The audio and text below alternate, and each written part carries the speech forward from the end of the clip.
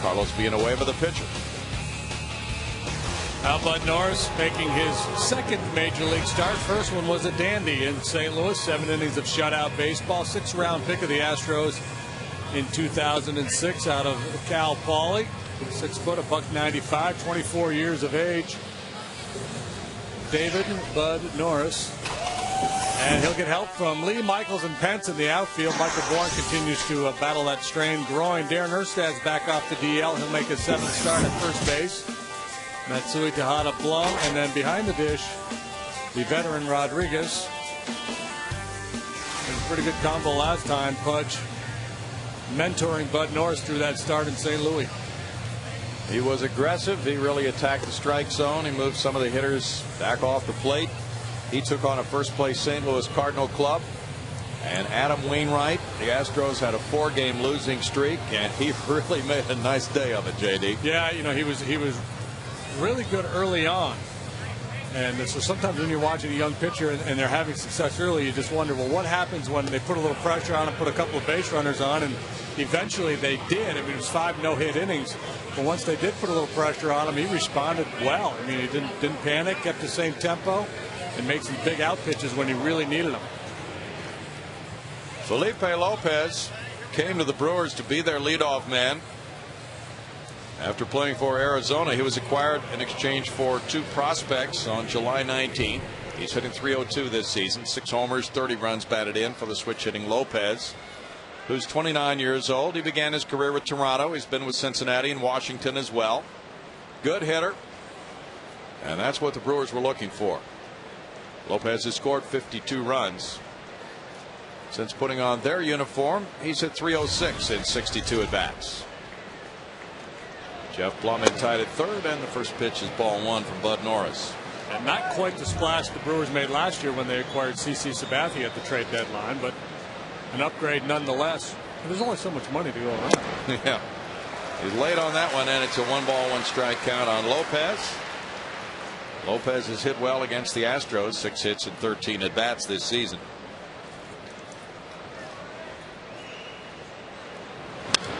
Lopez fouls it. There's a lot about Bud Norris that reminds me of Pete Harnish, who pitched in an Astro uniform quite a few years ago now.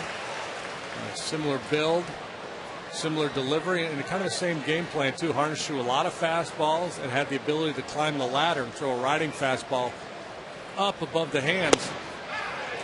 Norris does that as well. So it's mostly 4-seam fastballs, slider, and then a straight change that he'll throw to the lefties on occasion.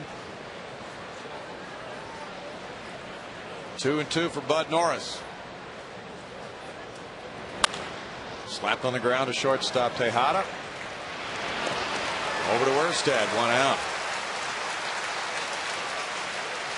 Now Craig Counsell. Counsell has hit well. .293 batting average for the veteran.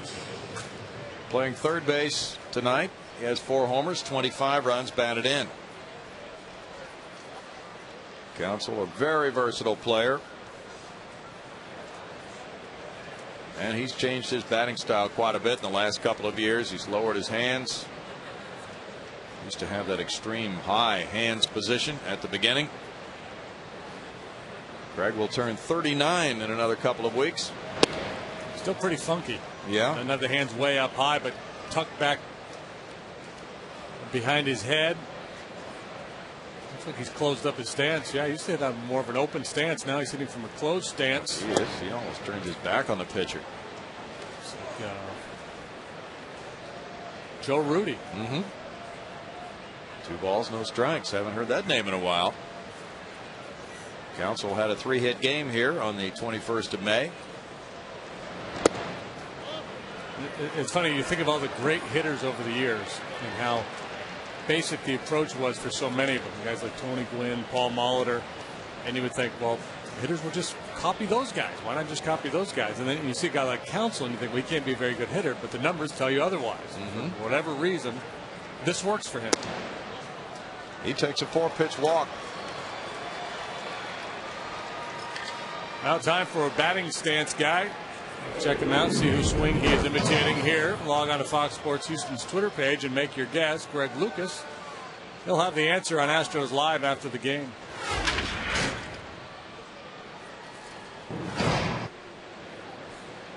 Reminded me a little bit of Wadidi Wadez, who was an all-star in the Fijian League years ago.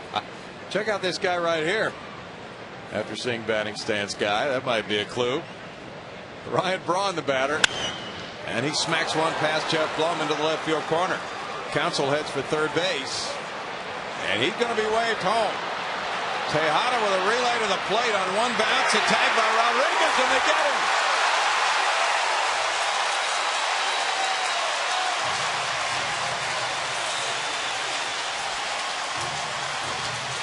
Brad Fisher sent him home with one out in the inning. Counsell winding up at second base. And that's out number 2 from 7 to 6 to 2. A good execution by the Astros. Ryan Braun hammers this ball into the left field corner. And Fisher backpedaling so he can get a good long look at it, and he's cranking around. I don't know if he could see Carlos, though. From where he was, Carlos tucked away in the corner, and I think it's guesswork on Fisher's part as to when exactly Carlos picks up the ball, and Counsell opting to slide in as opposed to staying upright and hitting Pudge made it awfully easy for Pudge to block him off a home plate. That's true. From his vantage point, you really can't see into that corner. Prince Fielder's the batter now. Fielder looks at strike one. With a .302 batting average, he has 26 homers, 95 runs batted in for Fielder. Brewers' problems this year have not been offense. They're 4th in the league in runs scored. They hit a lot of home runs. Their pitching has gone south. But a very dangerous lineup.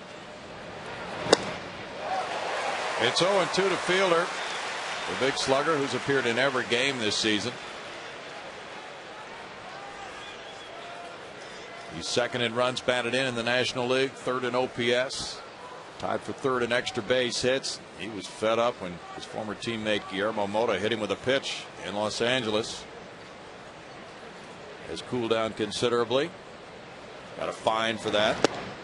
Went over to the door of the Dodger clubhouse, but was not allowed in. And I'm really surprised he didn't get suspended, because that's taking it to the next level when you go to the clubhouse door looking to go in and start an altercation. His teammates dissuaded him, and he was surrounded by them. That's a great pitch for strike 3. Bud Norris puts up a 0 in his first inning at Minute Maid Park. 1 hit, 1 man left. Fine play to get Counsell at the plate.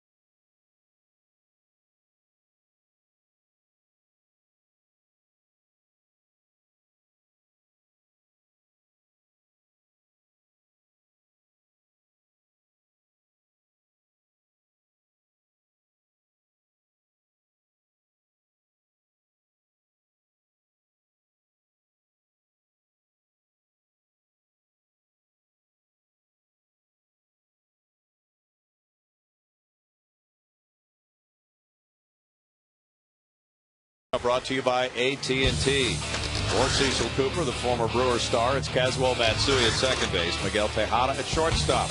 Hunter Pence has ripped the ball against the Brewers. He's in right field with Carlos Lee in left. Jeff Blum at third. Pudge Rodriguez the catcher. Darren Erstad at first base tonight. Jason Michaels in center field, and Bud Norris is the pitcher.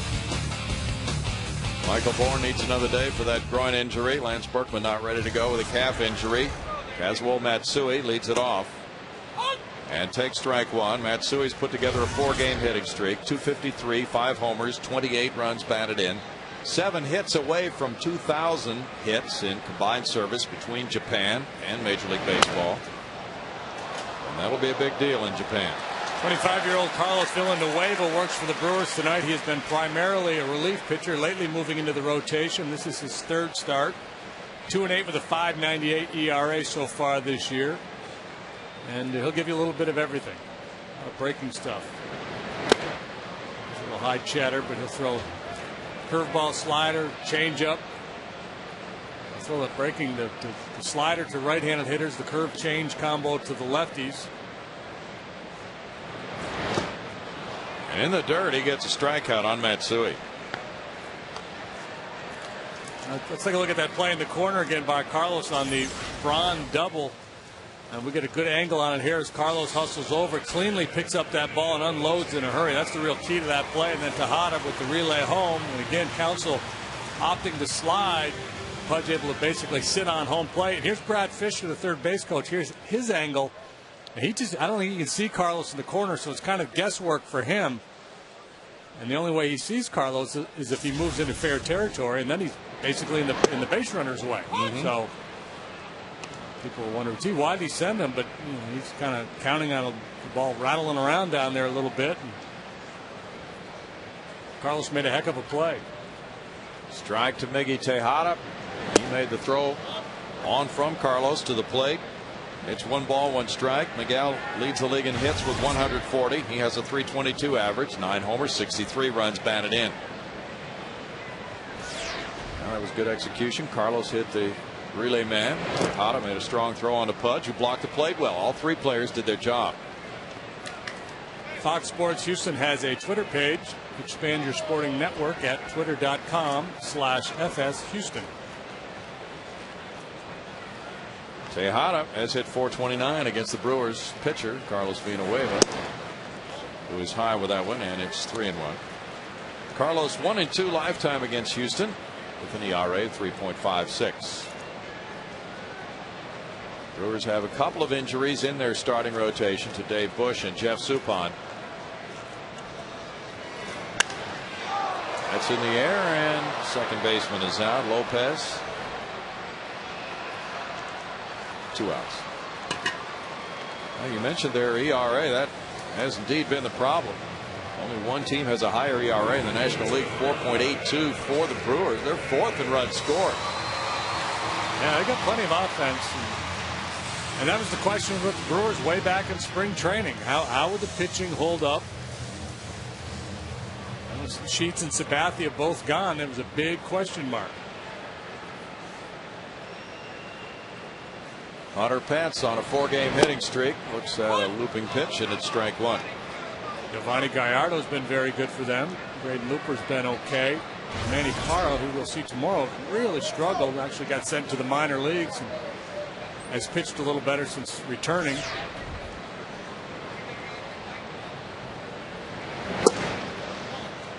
One ball, 1 strike. Hunter Pence has hit .455 against the Brewers this season, going 10 for 22 with a homer.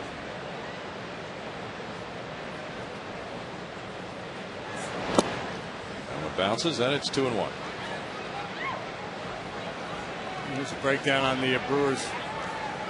Statistically this year, don't hit for real high average, but they score a lot of runs. They hit a lot of home runs. Don't run much. Home runs, doubles. But the pitching has been the one real negative. 2 balls, 2 strikes. Carlos, 25 years old. He signed with the Giants in 2002. Milwaukee got him in a trade. He's from the Dominican Republic. He's been both a starter and a reliever for the Brewers. Last year he pitched 47 times, 9 as a starter. He gets a strikeout and sails through the first inning with 2 Ks on the card. No score after 1.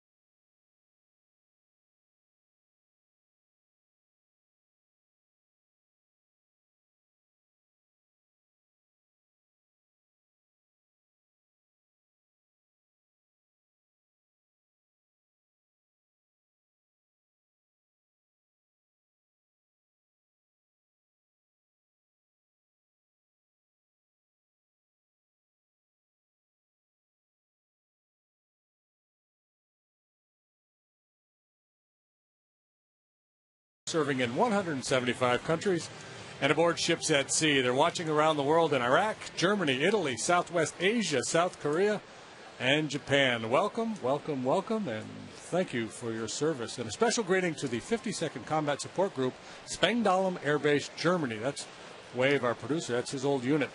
And he apologizes for any destruction that he caused while he was there. Well, statute of limitations has run out, fortunately, since then. No score. We go to the second inning, and it's Bud Norris versus Mike Cameron. Taking the slider for strike one. Cameron, a .253 hitter with 15 homers, has 45 runs batted in. And he runs well, hits for power. Does strike out a lot. No balls, 2 strikes. He has whiffed 98 times this year. Pudge is lucky it was Craig Counsell scoring and not Mike Cameron. Ooh, well, he's already put one Astros catcher out of commission, Humberto Quintero, this year earlier. And Mike's the guy who hit that line drive off of Joe Martinez's coconut back in April. We had video of when the Giants were here the other day. The kid that started the finale of the series. Mike's inflicted his fair share of damage this year. It's been a demolition derby all by himself. 2 balls and 2 strikes to Cameron. Cameron had that grinding collision here with Quintero, their heads clashing together. A hard ball player. Fly ball to center field. Jason Michaels over. 1 out. Bart Ennis is standing by. Bart? Yeah, Browning, want to remind fans, Game 2 of this series tomorrow is a 6:05 start, and the first 10,000 fans will receive a Craig Biggio Astros Legends t-shirt courtesy of Gallery Furniture. Plus, don't forget, kids are free all summer in partnership with Minute Maid. So to get your tickets, best thing to do is go to Astros.com. Those are nice t-shirts. Frank Catalanotto, the former Texas Ranger, looks at strike one. He's bounced around to several clubs. Catalanotto, a .219 hitter with 1 homer, has 8 runs batted in. He's now platooning with the injury to Corey Hart in right field with Bill Hall. Hall, a former infielder, who's played the outfield earlier in his career, had gone down to the minor leagues, but now Hart is out. He's had to have surgery for appendicitis, and Catalanotto with those numbers filling in and striking out. There's that high heater I was talking about. Catalanotto, a good hitter, but not many are going to get to that riding fastball. J.J. Hardy is trying to shake off an 0-for-15 slump right now.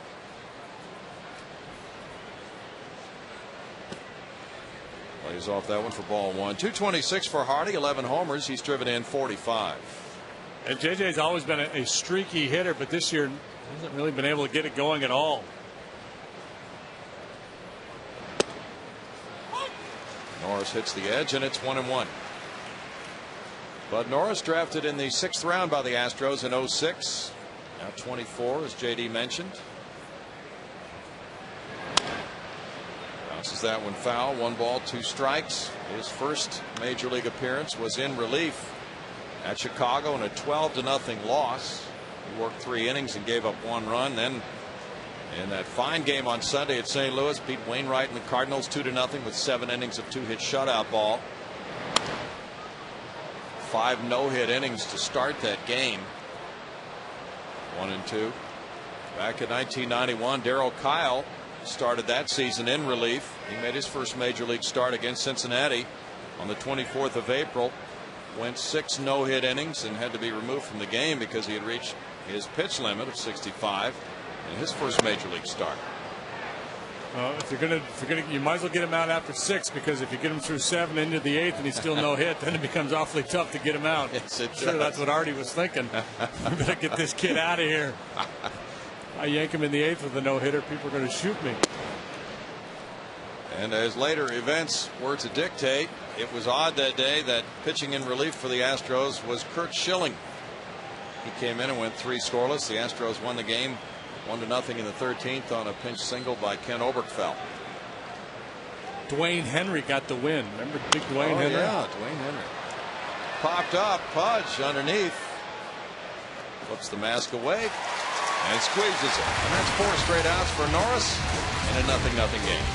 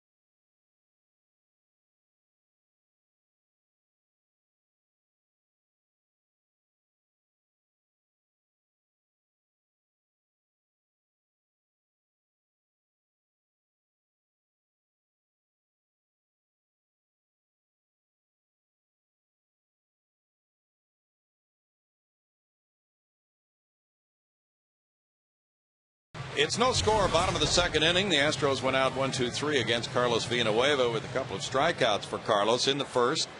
He gets Lee, Blum, and Rodriguez here in the Astros second inning. Carlos Lee on a 3-game hitting streak. One homer away from 300 for his career. Takes ball one. 313 for Carlos, 18 homers, 65 runs batted in. And he's tied for 8th in base hits with 126 of those this year. It's 1-1. The Astros have drawn only 4 walks in their last 5 games.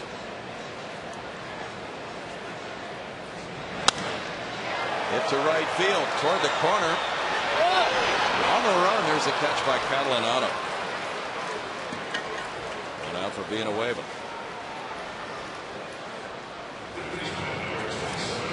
Catalanotto has not played a lot of outfield recently, spending time in the American League as a DH. As he got released early this year, back in April. Brewers signed him, sent him to the minor leagues. This is his 14th or 15th start in the outfield since joining Milwaukee. Played a little first base as well. Ball one to Jeff Blum, 265, 6 homers, 35 runs batted in for Jeff. He hit a homer in the Giants series, going 2 for 6. It's 2 balls, no strikes.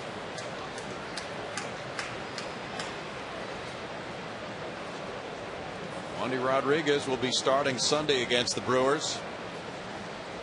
We had a good bullpen session today. So did Roy Oswalt. He'll throw another pen on Sunday, and he's on a path to start Tuesday in Florida.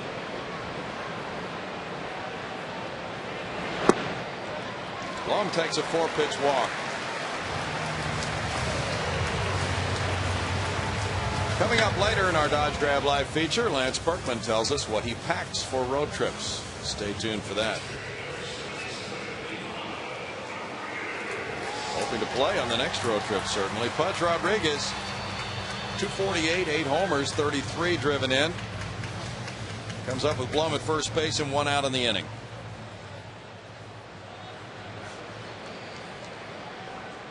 Pudge went 1 for 7 in the Giants series. The Giants winning 2 of 3 from the Astros. Now the Astros back this weekend to National League Central Division play. That hits a corner, strike one. They are 22-29 against the clubs in their division. Only 13-14 at home. Brewers are 26-19 against the teams in the Central. Pudge chases that breaking ball, and the count goes to 0-2 for Villanueva. Yeah, Mike Maddox, when he was the pitching coach of the Brewers, really liked Villanueva. He thought he had a chance to be a real good major league pitcher. He's just 25 years of age. He's been around for 3 years or so now, and he's been in a little bit of a tough spot moving in and out of the rotation. Mostly a reliever this year. He's got a nice assortment of pitches. He's not a real hard thrower. And he's a little bit susceptible to the long ball. Every now and then he'll elevate his fastball. Whereas Norris can get away with it. Villanueva doesn't have the kind of fastball where he can have a lot of success up in the strike zone.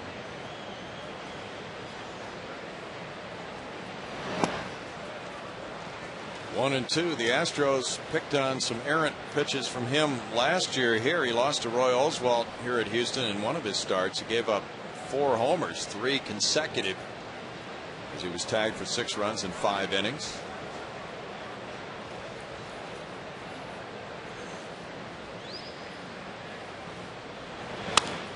Little roller out to second base. There's the flip and no return throw. 4-6 the force on Blum from Lopez to J.J. Hardy, and then Rodriguez is the runner now for Erstad. Yeah, Pudge went out of the strike zone there, tapped that little breaking ball to second base, slowly hit, so no double play for the Brewers.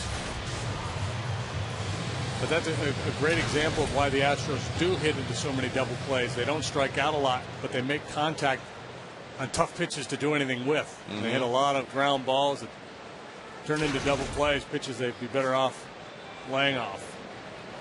Darren Erstad back in the lineup from the disabled list and 2 games on a minor league rehab assignment. Takes ball 1. 185 for Darren, 1 homer, 5 runs batted in. He was just activated from the DL prior to tonight's game. He had been out with a left hamstring strain since July 19th. Missed 16 games. To make room for him, Doug Brocail was placed on the disabled list with the right shoulder problem. He's got 2 knocks in him tonight. Well, he had 2 rehab games. Said he felt that he swung the bat pretty well. And he's anxious to try to help the club with this injury to Lance Berkman. Jeff Blum had been playing first base some of the time. Chris Coast has been there quite a bit. 2 balls and a strike. The numbers against Villanueva wouldn't necessarily dictate that a left-handed batter start at that position. Left-handed hitters 263, right-handers 286 against him.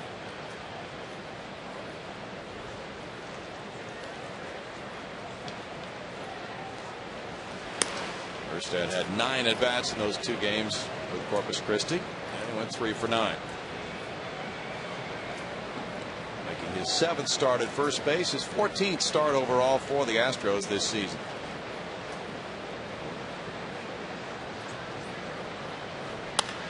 Bouncer fair up the right field line. There's one of those knocks. It kicks out towards center field. And here's the go-ahead. Pudge Rodriguez trying to score, and he will. 1-0 Astros. As Erstad bounces one up the line for a double. 4th double for Erstad, RBI number 6.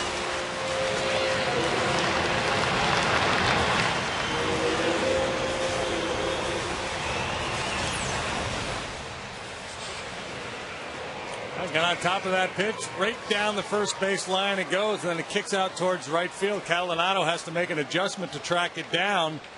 And you'll see Pudge moving with the contact. Jason Michaels, the batter. Ball 1 to him. 196 for Jason, 1 homer, 9 runs batted in. Got the start in center field and had a 2-run double in the 2nd inning. Wednesday, going 1 for 4, filling in for the injured Michael Bourne, and it's hoped that he will return tomorrow night. 2-0, and now the catcher Kendall will go out. Here's Rodriguez scoring from first on that double. Pudge, such a good athlete, and you won't find many catchers his age that can still move well. Not many catchers his age, period. But guys that can move around like that, pretty remarkable. Nice, easy running style. 2-0. Hit to right center. Catalanado back for this one for the play to end the Astros 2nd. They come away with 1 run, 1 hit, and 1 left. It's 1-0 Houston after 2.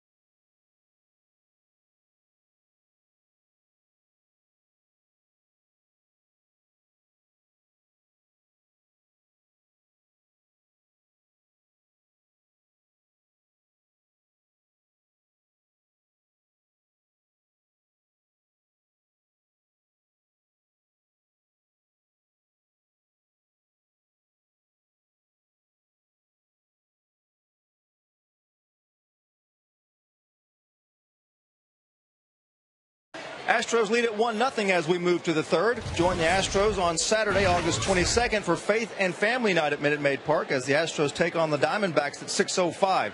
Gates open at 2 p.m. to hear a testimony from an Astros player and then enjoy a pregame concert by 9-time Dove Award-winning Christian group Mercy Me. This event requires a concert voucher in addition to your regular game ticket. For more information and ticket prices, go to astros.com/Faith and Family. Brownie? Thank you, Bart. There's ball one to Jason Kendall. 229 for Jason. No homers. 26 runs batted in for the 35-year-old backstop.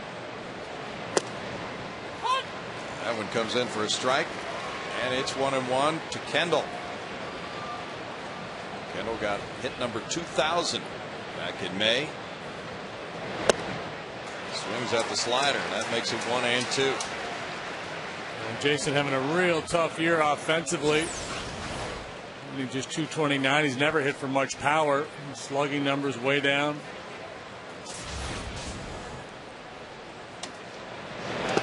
In the dirt, he packed a 293 career average coming into this season.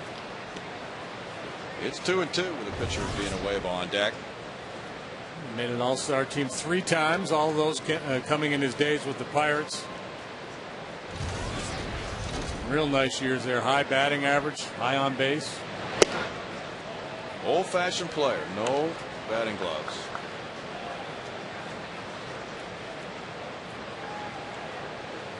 .290 career, including this season, 73 homers. It's underneath that one. Fly ball. Tejada digs out toward the left field line and gets underneath it. Good play. That's out number 1. One down. He is so much fun to watch. He was looking out to see where Carlos was when he caught that ball. He doesn't want to turn into Adam Everett. Spend 6 weeks in a cast. Where are you, man? One down now. The pitcher who's 1 for 4 this season takes strike 1.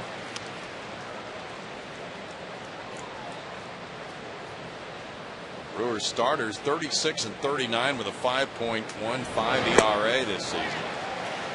0-2 as you mentioned. Last year they were welcoming CC Sabathia to the fold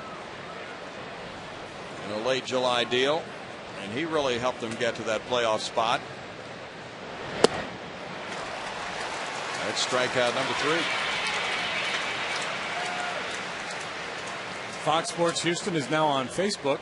Expand your sporting network. Stay connected by logging on to Facebook.com and searching for Fox Sports Houston. Home teams all the time. There's the king of Fox Sports digital media. Oh, yeah. He's come a long way since his days with AFN. Now Lopez, ball 1. Ribbon typewriter. You know it. A fedora with a little sign that says press on it. Lopez looks at that slider to even the count at 1 ball and 1 strike. Brewers made it their first playoff appearance in 26 years last year when they won 90 and lost 72. It's 1-2, and Norris seems to be sharp with the slider with the placement of that pitch.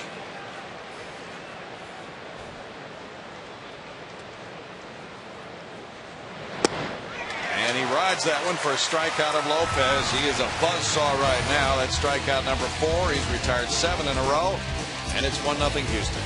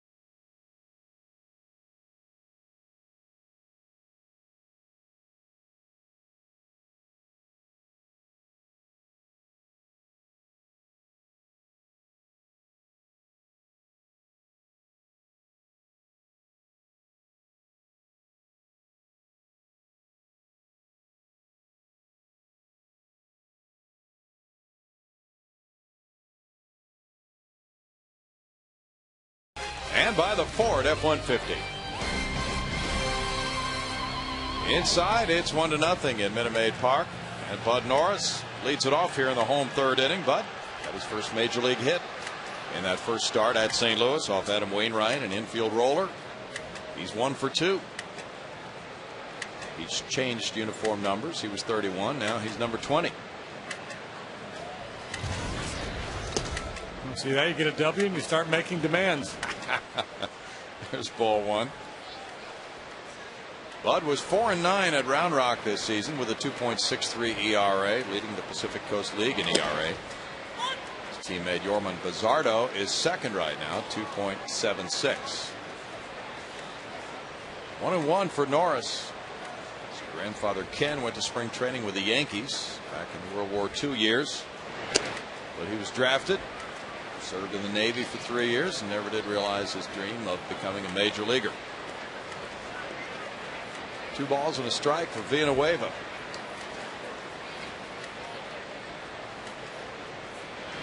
Bud was a pretty good hitter in college too.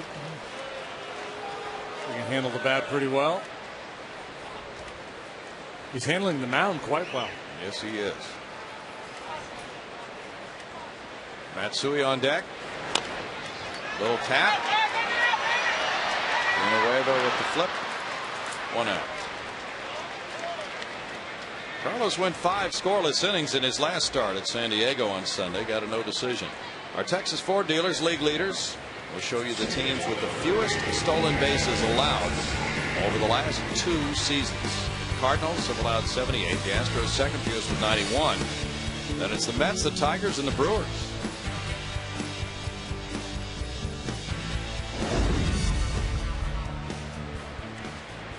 Kazuo Matsui struck out in the first inning. And taking strike 1. Showing bunt there in the leadoff role without Michael Bourne in the lineup tonight. Well, the Astros pitchers for the most part do a good job of giving their catchers a chance. And of course, when you got an arm like that, like Pudge back behind the dish, and Humberto Quintero, 2 guys that are tough to run on. Osmus all those years was awfully tough to run on. When Roy Oswalt's on the mound, teams don't even try. And they rarely try when Wandy's out there. Line to first. Walk by fielder, 2 outs. Matsui could get to 2,000 hits if he gets 7 this weekend. That's a tall order. 12 for 2 so far, but here was a good swing of the bat. He had designs on that right field corner as well, but the big fella wouldn't let him through. Big fella moves around well too. Miguel Tejada worked the count to 3-1, then he popped a second. Red Sox and Yankees are scoreless. They're in the top of the 6th at Yankee Stadium. Josh Beckett working against A.J. Burnett. What a matchup. That is a great matchup. There's ball 1. John Smoltz really roughed up last night by the Yankees. Well, Red Sox have designated him for assignment. Maybe the end of the road for Big John. He just really didn't have anything last night at all. ERA up over 8 for 8 starts, so he's headed home to Atlanta to think things over. Bouncer on through into center field for a hit for Miguel Tejada. 2-out single gives the Astros their second hit.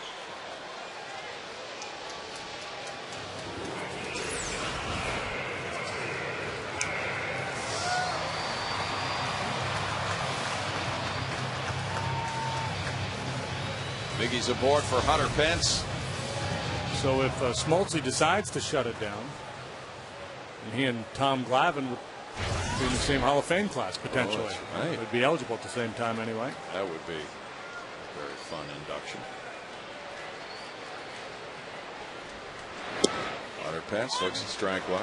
Glavine's a slam dunk, and I think Smoltz will get in as well. Might take him a little longer. With Hunter Pence batting third, the Astros record is 14-8 this season. Smacks one on the ground. Bobble. Counsell pounces on it, throws to first, and he gets him.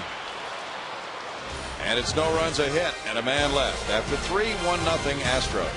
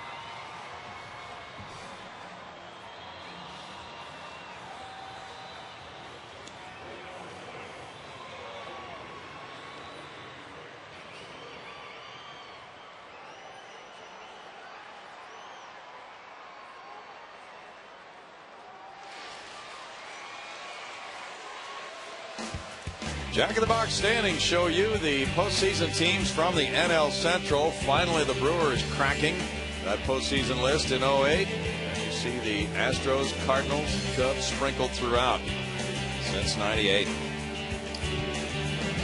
Brewers finally invited to the party. The Reds and the Pirates are still being snubbed.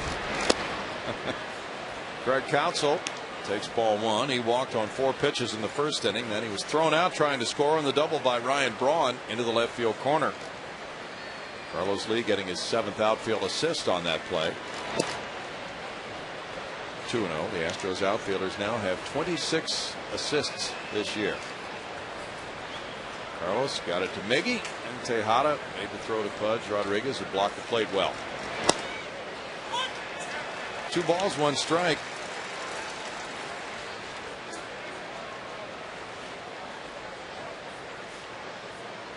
Norris maintains a good tempo.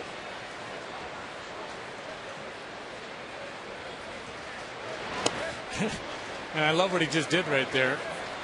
He shook Pudge off 2 or 3 times to get to that changeup, and not so much the pitch you end up throwing, but just the fact that he has enough confidence in his own stuff and his own game plan that he's going to shake off the future Hall of Famer.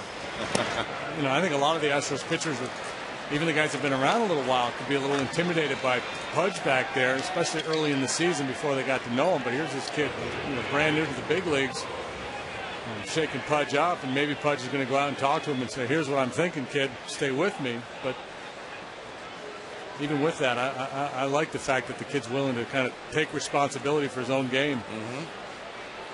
Yeah, you brought that up about the resemblance to Pete Harnisch, and you're right. There are a lot of similar mannerisms watching him, comparing him to Pete. Ryan Braun hit that double into the left field corner in the first inning. High energy guys, both Pete Harnisch and Bud Norris. Bounced, and Tejada backs up to get the hop, gets it on to Matsui, and then pretty well leg whipped by Counsell. But the fact that Tejada bounced, backed up on that bouncer, meant that Braun would beat the relay throw anyway, as you'll see here. That big high hop, Miggy has to backpedal to snare, and no chance to turn the double play, but Counsell's not going to take any chances. Now it's Prince Fielder with 1 out and 1 on. Fielder struck out looking in the first inning. Fielder hit 34 homers last year, drove in 102.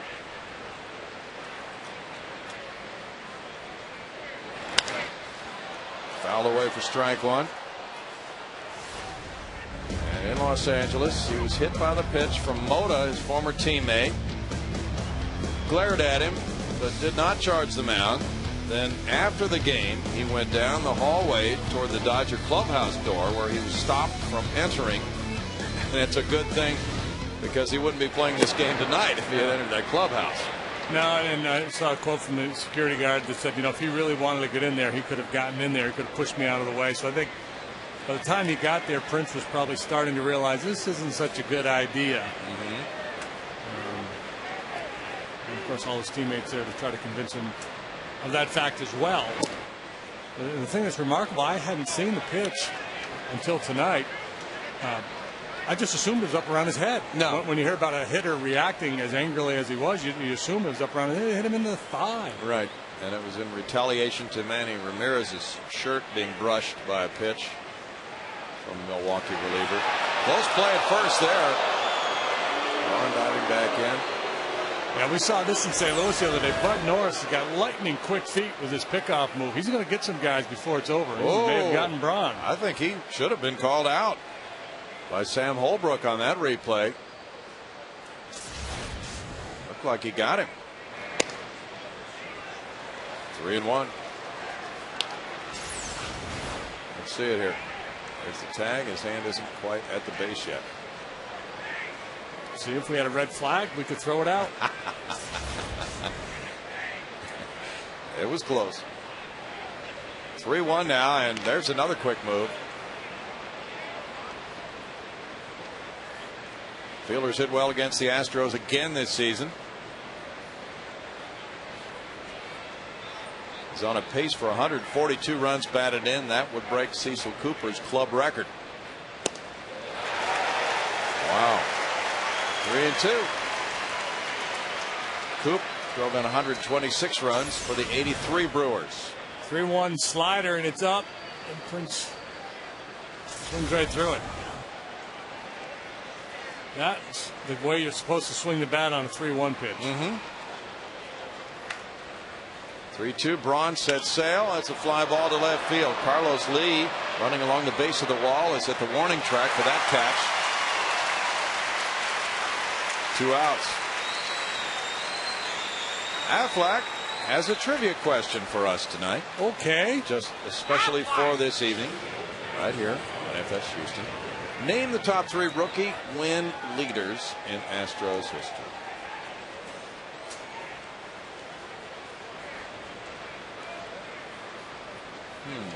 I think I know. All right. But I'm not going to say. You're not? No, I'm going to let our viewers at home. If I know and I just spew them out, then they can't. Yeah. They can't play along. All right. Mike Cameron, the batter, he hit a fly ball to center. Would you give us any clues? Well, I'm pretty sure of 1 and 2. Would they be in the last 10 years? Mm-hmm.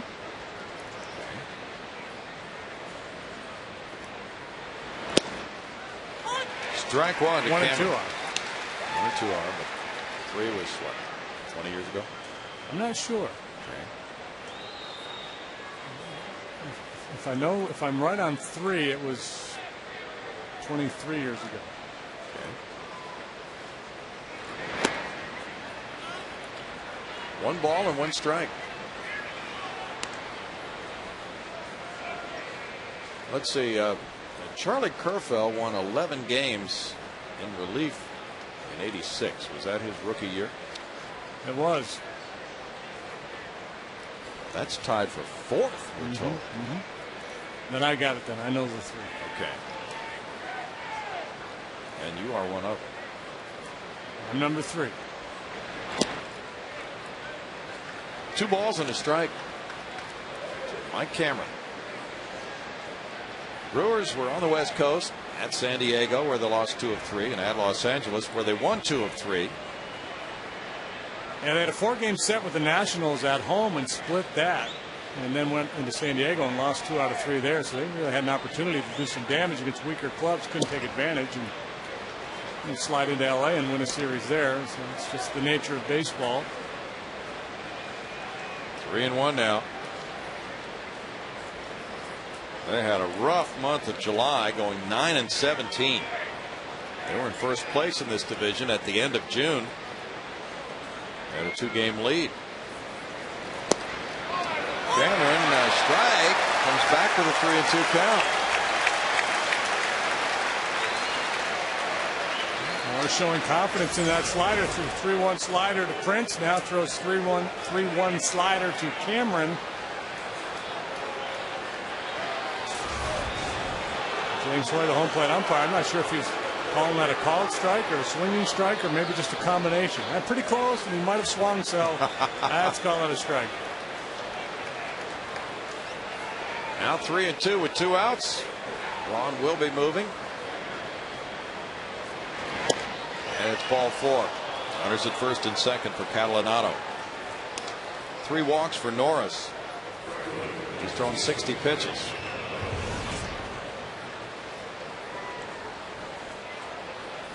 '18 here in the 4th inning.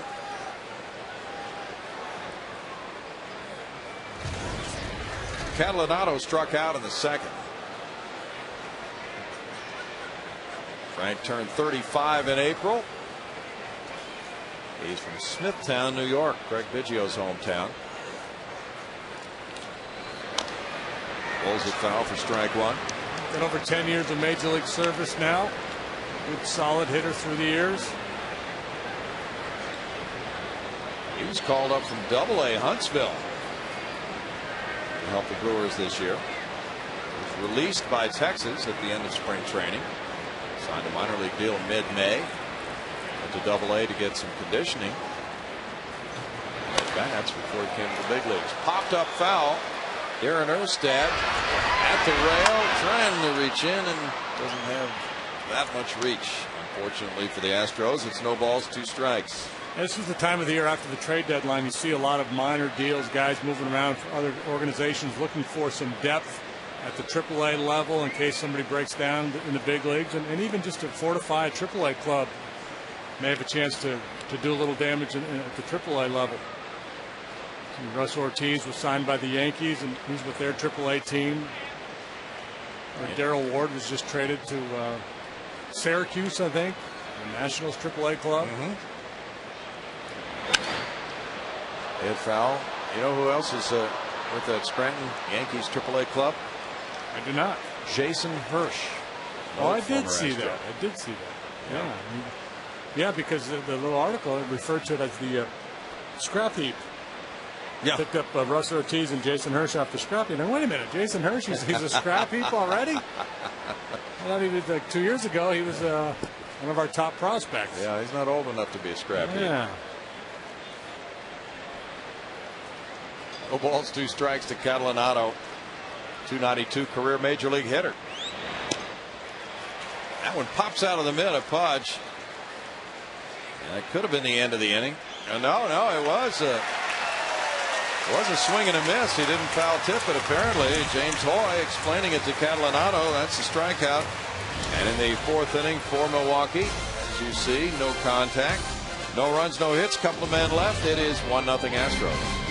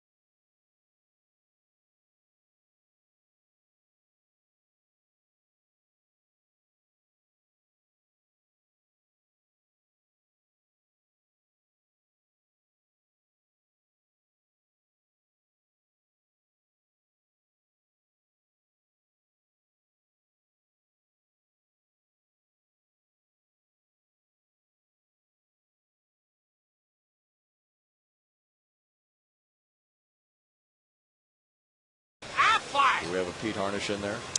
We have a Jerry Ohm Robertson and Roy, and then my sluggish self. 12 wins in your rookie season. Very good rookie year. Carlos Lee looks at ball one. That was Roy 01? Is that Roy's first year? That was his first year. And then Jeremy came along a couple years later and won 15 games despite a very high earned run average. Got traded to Cleveland and spent almost no time in the big leagues after that. 2003, Jeremy Robertson had that 15-win campaign. So that'll be a great trivia answer for a while until somebody comes along and snags that. Yeah.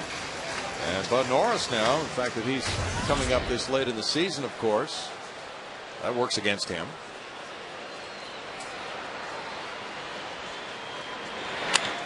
What's the nice play. Counsell spinning around and throws him out. What's the criteria for maintaining your rookie status? Does he lose it with this amount of time? Yeah, if he stays up for the last 2 months of the season, yeah, he'll have too much time this year to be a rookie next year. I think it's 45 days on a major league roster. We'll have to check on that. We're hearing 60 also. Okay. Let's see.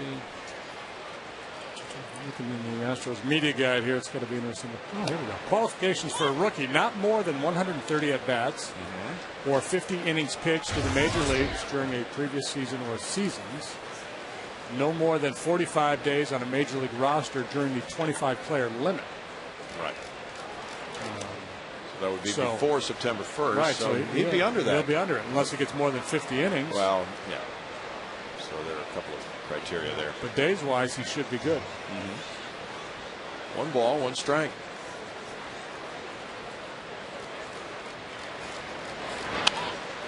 Lined out into right center field. Blummer got on top of that, and that's hit number 3 for the Astros.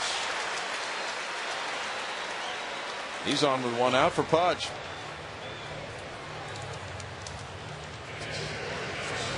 Here's tonight's Mercedes-Benz E-Class Attention assist of the game. Double into the left field corner by Ryan Braun. Carlos Lee quickly gets it onto Miguel Tejada. Then there's the block of the plate by Pudge Rodriguez. Well, and quickly, absolutely the right word. That was the whole key to it. That Carlos was able to get on that ball as quickly as he did. Of course, he plays a deep left field, but really hustling over there and got that ball in a hurry. Now Pudge turns on one, lines it to left field. Braun back with a leap. Tremendous catch, and Blum will retrace his steps to first base. Good timing on the Braun leap to take a hit away in left field from Pudge Rodriguez. Braun, a converted outfielder. He started as a third baseman, and he's had some struggles out there defensively, but this is a real nice play. His reads when he first made the move to the outfield got him in trouble. He gets a nice break on this one, has to reach back over his head a little bit. Villanueva benefiting from some outstanding glove work. First Counsell, now Braun. Yeah, well, that was. He had to reach back up over his head. Tremendous timing on that one. Couldn't have been able to see the ball all that well. Darren Erstad with an RBI double first time, takes ball 1. It's always nice to return from the disabled list and get an extra base hit, knock in a run with the first at bat in more than a couple of weeks.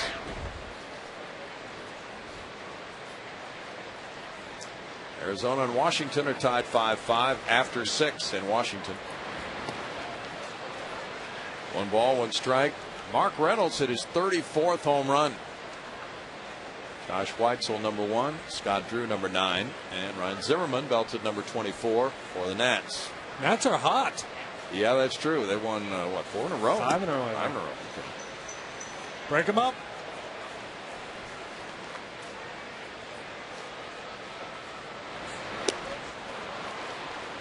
One ball, 2 strikes. St. Louis and Pittsburgh are tied 4-4 in the top of the 8th at Pittsburgh. Matt Holliday hit his 15th for the Cardinals. Mark DeRosa number 21.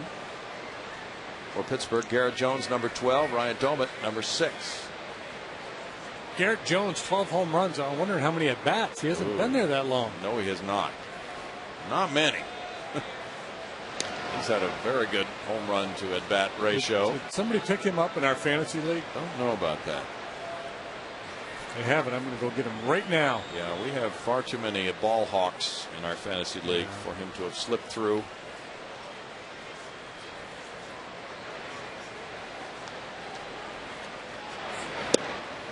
Darren looks at it. It's 2 balls, 2 strikes. Jason Michaels on deck. Cardinals now just scored a run in the top of the 8th. They're still batting and leading 5-4 at Pittsburgh. Florida 3, Philadelphia nothing. Bottom of the 6th at Philly. Nick Johnson hit number 7 for the Fish. Cody Ross number 19. Ricky Nolasco pitching the shutout against that tough Philadelphia lineup. Garrett Jones, 12 home runs and 125 at bats.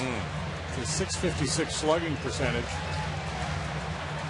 OPS up over 1,000. Maybe the Pirates do know what they're doing. It's pretty impressive.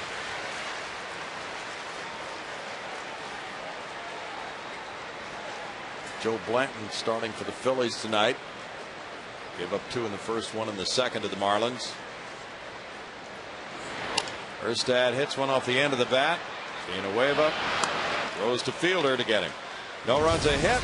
The catch by Braun in left was big to keep the score 1-0 Astros after 4.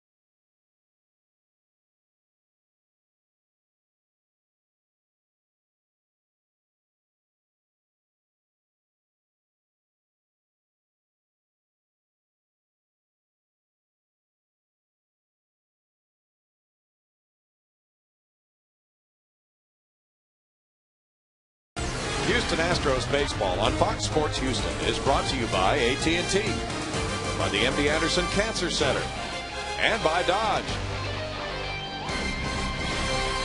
Inside Minute Maid Park, it is 1-0. The Astros got a second inning run on a double by Darren Erstad, scoring Jeff Blum, scoring Pudge Rodriguez, rather, who had reached on a forced play. Now J.J. Hardy leads off the 5th. A little tap off the end of the bat is foul for strike 1. Pudge trying to jump into fair territory as he caught that ball.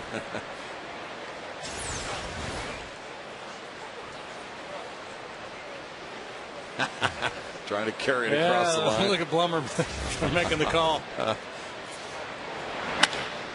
Smacked into center field, and Hardy's aboard. Hardy snaps an 0 for 16 with a single. And we go to Bart Ennis. All right, Brownie, time for our progressive fan of the game, and I believe loyalty should be rewarded, and that's why Joe Russell is our progressive fan of the game tonight, because I can tell you my press box seat right up here, she's here almost every night. I enjoy it. That's why I come every night. But you have a tradition. You and your husband are richly involved in baseball here in the Houston area. Absolutely. Tell me a little about your husband. Well, my husband was Alan Russell, president, general manager of the Houston Buffs. Okay. And then he left here and owned a team in Beaumont, and then he went to Austin. And this was all before my time. So after when we were married in '69, then I started going really regularly. And then we developed, he and Clark Nealon and Sonny Sowell started the Houston Athletic Committee. And then because I was there, I become the ticket chairman. Whether you wanted to or not. Yeah, and then Ivy McLemore joined us.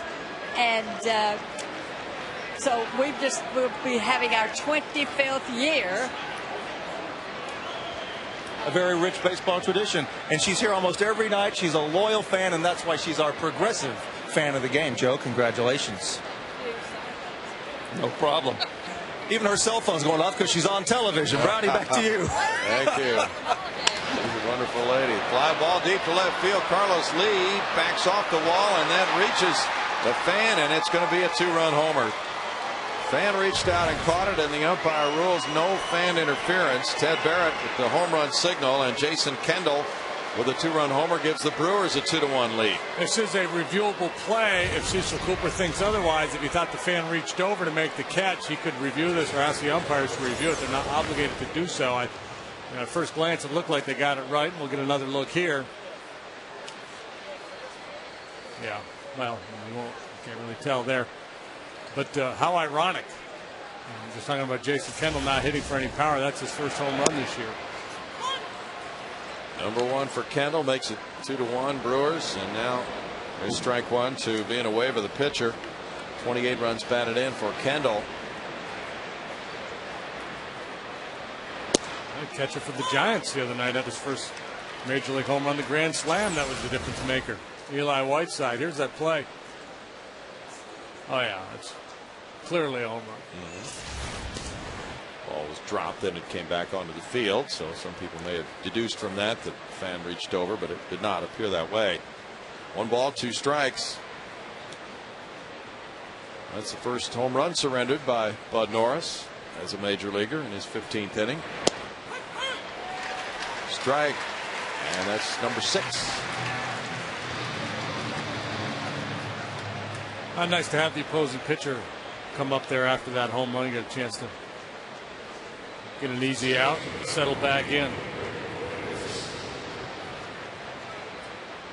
Cubs just got a run in the top of the first at Colorado. They lead the Rockies 1-0 now. Rockies coming up against lefty Sean Marshall, who's starting tonight for the Cubs. Ubaldo Jimenez pitching for Colorado. Felipe Lopez takes ball 1. So it's a furious race right now with the Cubs and Cardinals going back and forth atop the NL Central. Astros and Brewers trying to join and make it a threesome. It's 2 balls, no strikes right now. Milwaukee trailing by 4 and Houston by 5. The Astros currently 7 games out in the wild card race.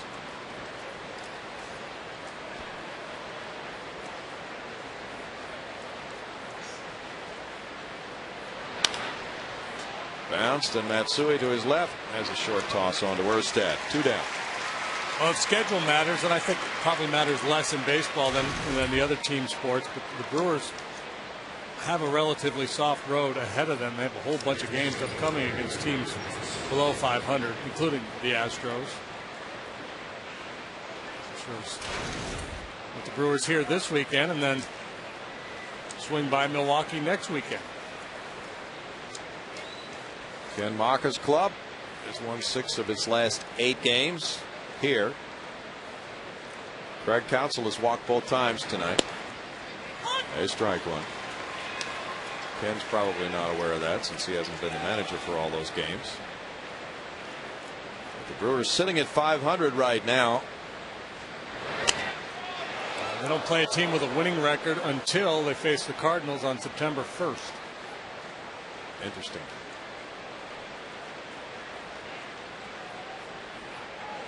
Brewers are 5-4 against St. Louis this year, and 4-6 against Chicago. So been able to stand up to the top 2 teams in the division pretty well.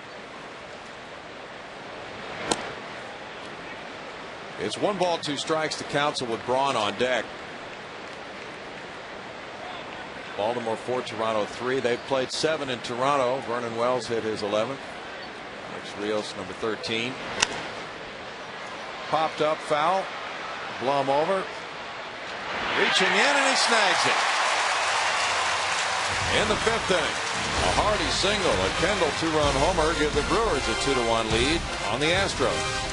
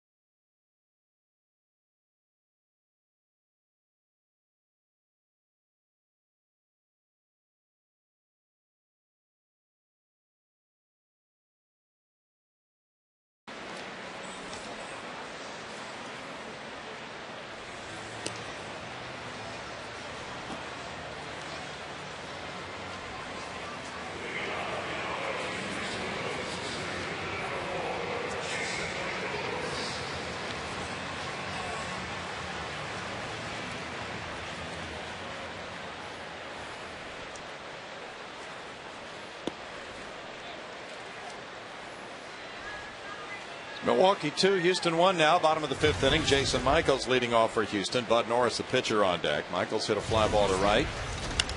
This one he hits to left center. Hits it well to left center. Ryan Braun watching the flight of it. That is a Jason Michaels home run to tie this game 2-2.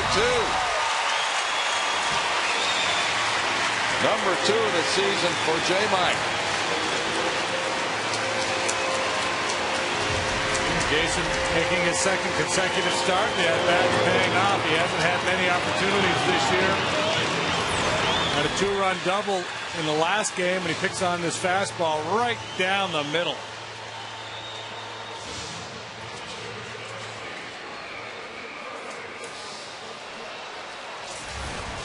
Now a 2-2 ball game. Michaels getting his 10th run batted in, and Bud Norris bats. Looking at ball one. Norris grounded back to the pitcher. Villanueva said in a recent story that he considers himself to be a perfectionist. He can be pretty rough on himself sometimes. 1 ball, 1 strike. He's trying to settle in and not be such a perfectionist. Be able to roll with the punches a little bit better. And he thinks he's making progress in that regard.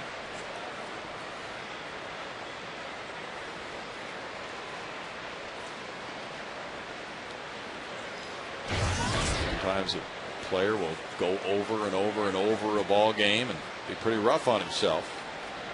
Bill Castro is the pitching coach this year. 1 ball, 2 strikes. Castro coming from his bullpen coach job, and Mike Maddox moved on to the Texas Rangers. Elevated to the pitching coach. He's been a coach with the Brewers for 17, 18 years. And he acknowledged that Villanueva can be very hard on himself.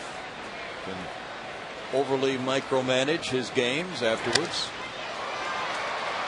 Fly ball up the right field line goes out of play. Well, you got to be able to turn the page. Obviously, you want to be aware of what you've done well and what you've done poorly, but you can't dwell on it. That's what makes Tiger Woods so good.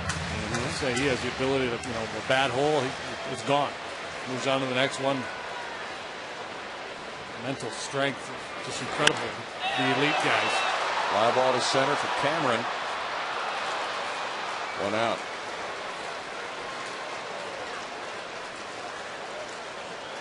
Our Geico quote comes from Bob Uecker. A few booths down tonight, he once said about his playing days, "I led the league, and go get them next time."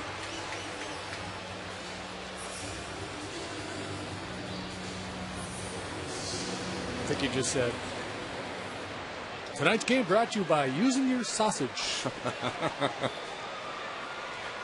Matsui is 0 for 2. He lined to first last time up. Bunting this time, and it's foul for strike one. Now Matsui now is being covered by more and more Japanese media with his countdown to his 2,000 hits as a professional. Usually there are just a couple of Japanese reporters covering him, but now several. He rolls that one up the middle. Lopez throws him out. 2 down.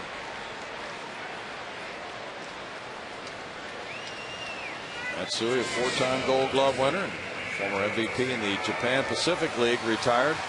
5 being away. Are our games picked up over there in Japan? Not sure. Not that we know of, but it's possible. The video feed is available over there. You know, I have to think it would be. Miguel Tejada is 1 for 2, or they'll get on MLB TV and watch. Bye. Tejada, deep drive, they're up on the Landry Strawford boxers to make it 3-2. Home run number 10 for Miggy. Michaels connected. Now 2 outs later, Tejada goes deep, giving him 64 runs batted in. The Astros have the lead again, 3-2. Well, you mentioned that start Villanueva had here last year where the Astros rocked him with a home run ball. That's an issue for him. He's allowed 10 home runs now this year and 58 innings of work. That's a big number. Michael's got a fastball. Miggy jumped all over the breaking pitch. Hunter Pence is next. He struck out and grounded out. And there's strike one. Tejada has the 3rd best batting average from the number 2 spot in the lineup in the major leagues this season, 391.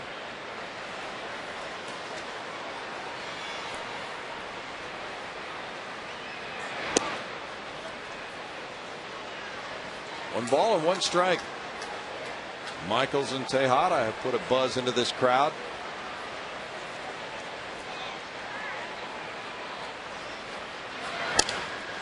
Cracked bat.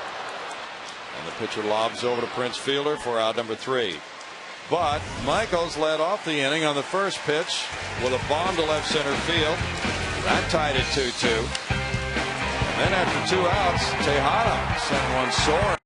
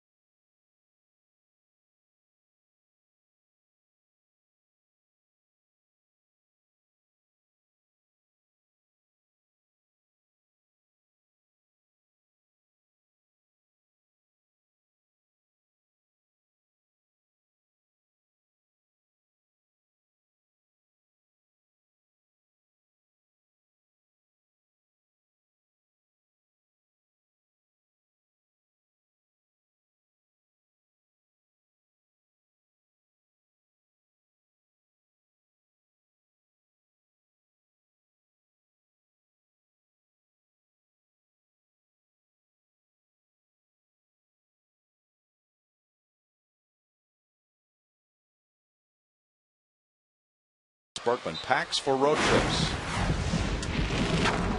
Clothes,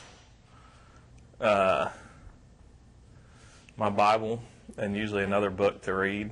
I love to read on the road, so you gotta have clothes or you'd be naked. Ball one for Bud Norris. Here as the sixth inning begins with Ryan Braun in the batter's box. He doubled in the first and bounced into a forced play in the fourth. He didn't mention his guitar. No, he didn't. His guitar on the road quite a bit. Yeah, we've seen that a lot. 1 ball and 1 strike to Ryan Braun. On that double in the first inning, Counsell was thrown out trying to score. Braun has 26 doubles this season.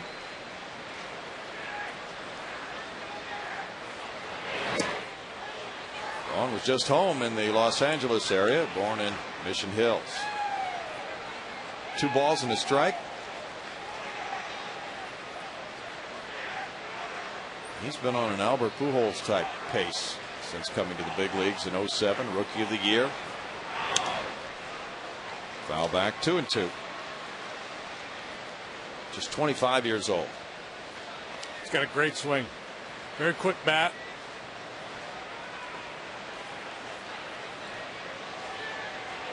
Last year he had 37 homers, drove in 106. His rookie season, 34 homers, 97 runs batted in. He didn't even have a complete season that year.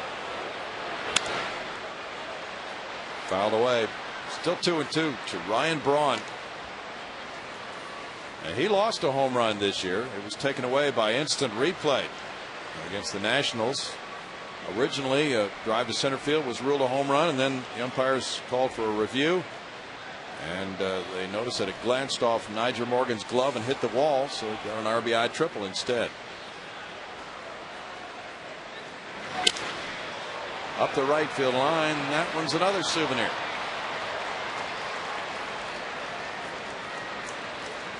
He's checking his bat after every swing, making sure it's not broken. He must really like that bat. Yeah. He would just go ahead and get another one just to be sure. Put that exaggerated rehearsal, that practice swing really emphasizes his top hand. He was the 5th player drafted in the fertile 05 draft. To center field. Michaels backing on it. 1 down. Long yard for that one. Yes. Prince Fielder will follow. Prince winner of the home run derby. And he, like Braun, playing at age 25 this season. He is 0 for 2 tonight. Strikeout looking and a fly ball to left. The Brewers developed these players and others through their farm system. Brought them to the big leagues, and they have really paid off. Last year they went for it in that trade for Sabathia, giving up prospects. This year no such deal, and I believe they said at the time last year when they made the Sabathia trade, don't expect this every year. Now, especially with the economy tanking the way it did. Yeah.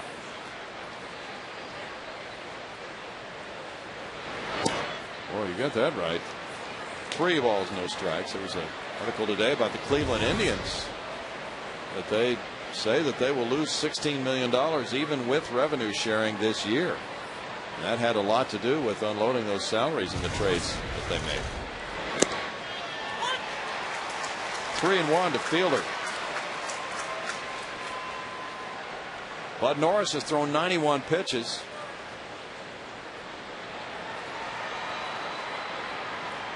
Matsui's playing a very deep second base.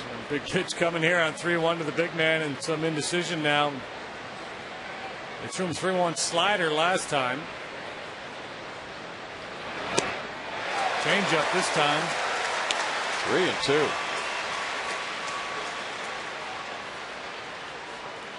Throws his change up pretty hard, 87 miles an hour. He's got good movement. Yeah. Catches him out in front a little bit. He's been refining that pitch this year since spring training. Lost him with a 1-out walk. Fielder's had 74 of those. Let's now join Bart Ennis.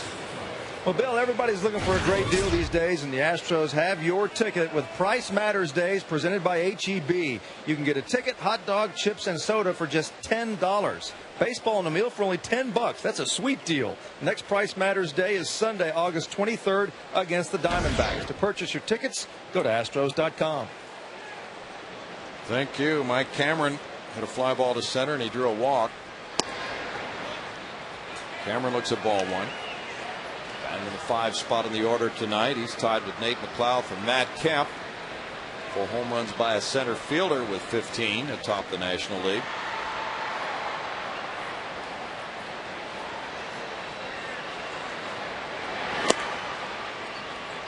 Two 2-0 to Mike Cameron with Catalanato on deck.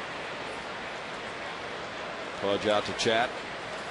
And Bud really aggressive early on in this game, throwing a lot of strikes. Last 3 innings, he's been working from behind quite a bit. Maybe trying to overthrow a little bit. Pudge trying to settle him down. Same with Dewey. It's likely his last inning if he gets through the 6th here. Approaching 100 pitches.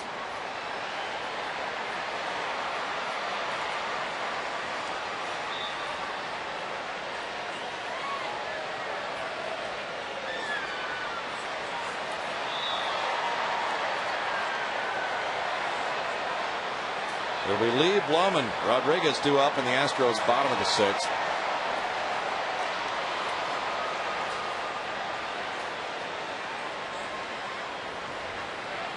St. Louis has defeated Pittsburgh 6-4. 3-0 now to Cameron. Chris Carpenter winning. Now we have Tim Burdack and Jeff Fulcino just beginning to throw for Houston. Carpenter goes to 11-3 with a win over the Pirates. Jose Escanio, the former Cub, 0-2 with a loss. Ryan Franklin getting save number 25. Cameron takes a walk. Runners at first and second now. 5 walks for Norris, and he has Catalanato coming up with 1 out.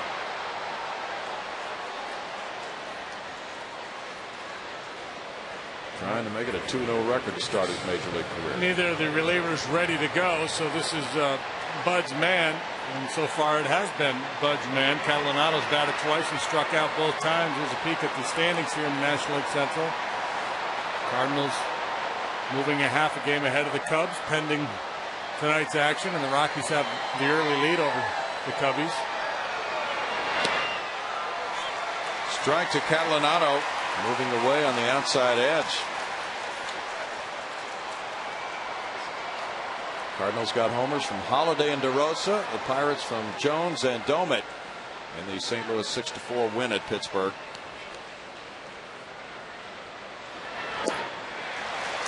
It's 0-2 to Catalanato. Back-to-back changeups. Something you don't see all the time.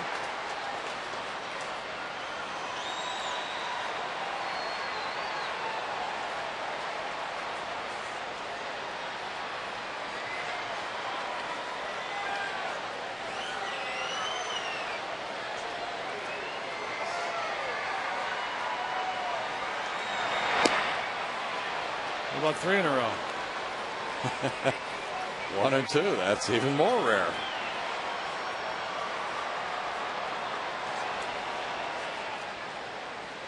Tejada trying to stay loose at shortstop. Got down in a crouch. Mark DeFelice warming up now for the Brewers. Strike 3. 3rd time Catalanato's punched out. That's number 7.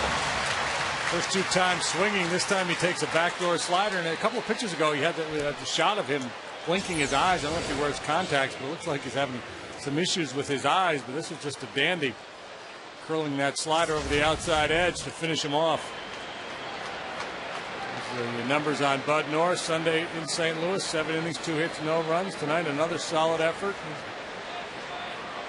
Pitched around 4 walks in that ball game. Walks a bit of an issue here tonight. We haven't heard him yet. Strike to Hardy.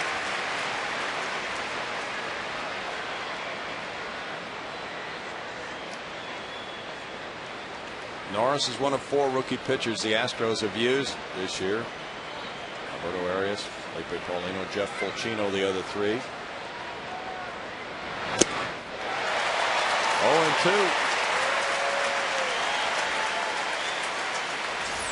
Pumping that fastball as if he expects this to be his last hitter. He's been pumping that fastball like that from pitch number one. He is max effort. He's not one of those guys that's thinking about pitching to contact.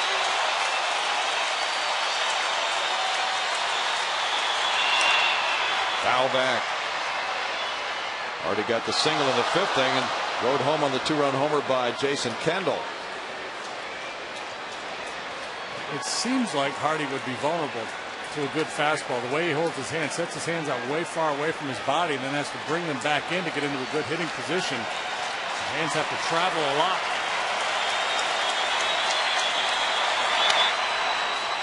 Tejada to his right, to Matsui for the force play. On camera, no runs, no hits. 2 men left. Bud Norris leaves the mound with a 3-2 6th inning lead.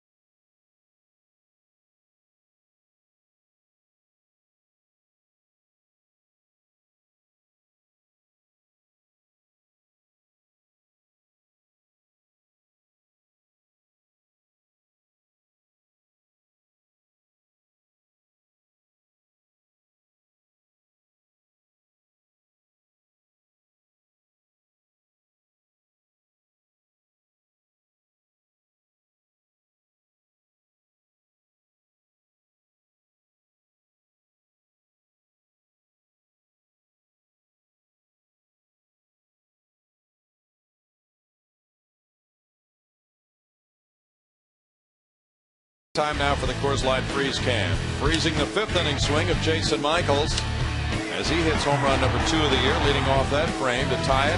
And Miguel Tejada stays on a breaking pitch and lifts it for number 10 of the season. 3 batters later. Coors Light Freeze Cam brought to you by Frost Brewed Coors Light. Now Carlos Lee as he opens the bottom of the 6th inning and he smacks one off the left field scoreboard wall. Lee takes his hitting streak to 4 games. That's double number 24 of the year for El Caballo. I hit the ball hard last time, but Craig Counsell made a real nice play on him. This time he hits it on a line, lead off double. Chance to pad this lead a little bit. Here you go, trying to go down and away. And Carlos just reaches out and yanks it in the left. On for Jeff Blum. Roller to short. Carlos going to third. A look there, but a throw goes to first. Hardy zipped that throw and stretched out fielder. I had to put a little something extra on him because he took half a beat to check on Carlos, and I'm really surprised he didn't go to third base. I think they had a play on him. Yeah, they did. It's actually bad base running to go on that ball. And Hardy just didn't feel comfortable. Maybe didn't have the angle with the base runner. Maybe thought he might hit Carlos in the back and went ahead and got the out at first base. Now the infielders move in. Pudge Rodriguez is 0 for 2. Line to left in the 4th inning with a good swing. Ryan Braun up for the catch. Right side of the infield. Lopez and Fielder in at the edge of the grass. Hardy's in a little bit closer than halfway at short. Kendall out to the mound. DeFelice has been throwing for the Astros. Chris Sampson is working. Darren Erstad's on deck.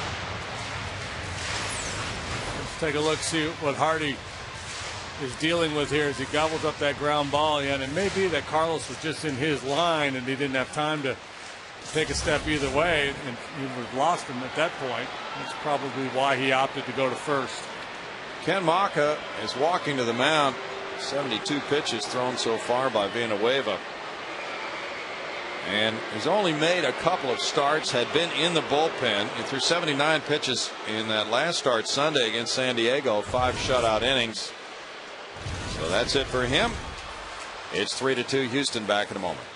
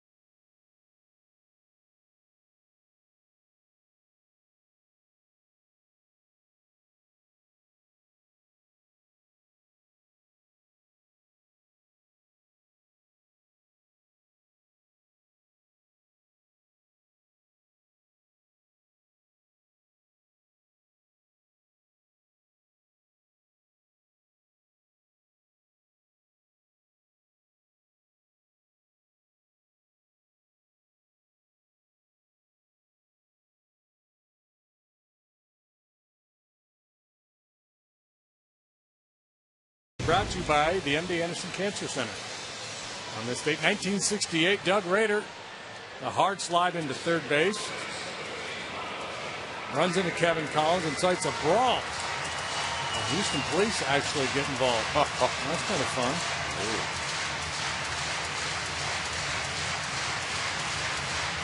Sounds like what could have happened in Los Angeles a couple nights ago. Now, Mark DeFelice with a 4-1 record, a 2.41 ERA, comes in. Runner at third, Carlos Lee, 1 out, 3-2 Astros. And DeFelice much tougher to put into play than Villanueva. DeFelice, a power pitcher, just about a strikeout an inning. Right-handed hitters hitting 191 against him. So Ken Maka making this move at this critical time in the ball game.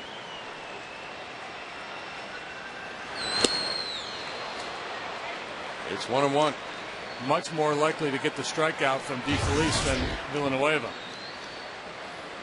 DeFelice pitched on Tuesday at LA, 1/3 of an inning. He gave up 3 hits and 2 earned runs.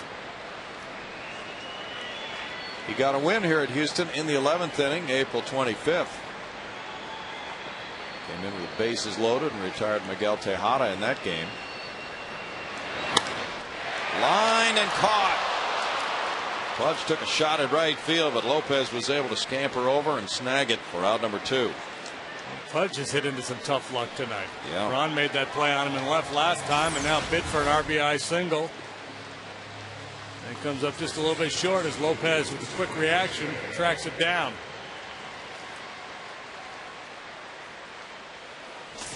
Now, intentional walk here to Darren Erstad to bring up Jason Michaels. Erstad has an RBI double and a grounder back to the pitcher.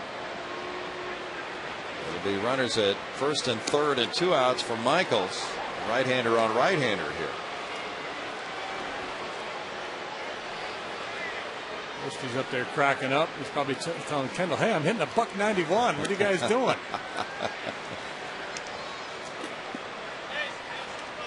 Well, with DeFelice, with that delivery, tough on a right-handed hitter, of course. And that's the matchup they won on the Milwaukee bench. Kendall telling Darren Erstad, you might be hitting 191, but you're not a 191 hitter, pal. Yeah. I know all about you. Michaels hit a fly ball to right and then launched that home run in the 5th inning.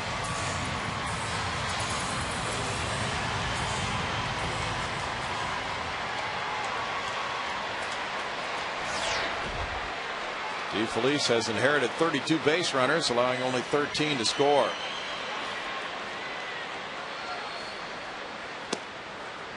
That's a tough pitch. That didn't have to be a strike. Boy. If I was pitching, I'd be begging for it, but it didn't have to be a strike.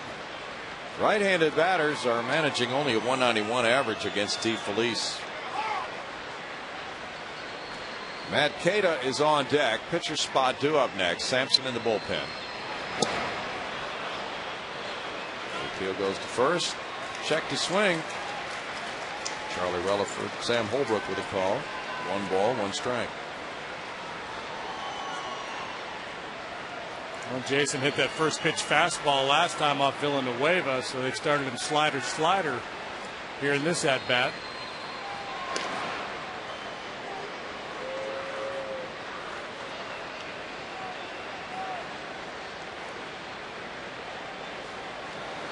The Astros are playing 36 of their final 54 games against teams with 500 or better records.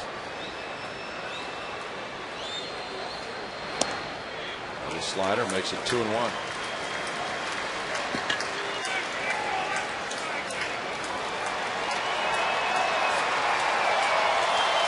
DeFelice, 33 years old. He was in only 15 games for the Brewers last year. 15th round pick by the Rockies in '98. Michael's not biting, and he falls behind 3-1.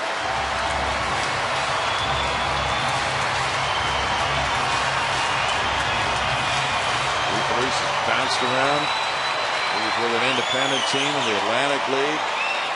And another one before Milwaukee signed him as a free agent in '06.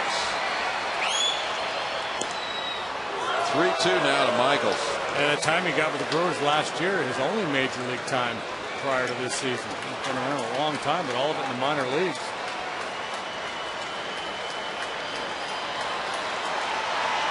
Big 3-2 pitch coming to Michaels. And he jumps all over. Line drive. Left field is hooking, but it is fair. A 3-run homer, the second of the game for Jason Michaels.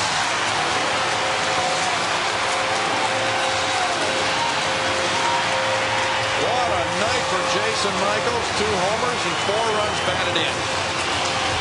Opportunity came knocking, and he opened the door and said, yeah, come on in. I can play a little bit. I just need a chance. That's the second time he's hit 2 homers in a game. The other time, September 3rd, 2004, against the Mets.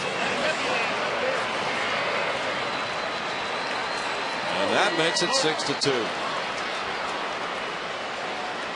Now Bill Castro out to the mound. Matt Cada has been announced as a pinch hitter for Norris. Throwing slider after slider down and away, and then that one over the inner third, a little hanger inside half.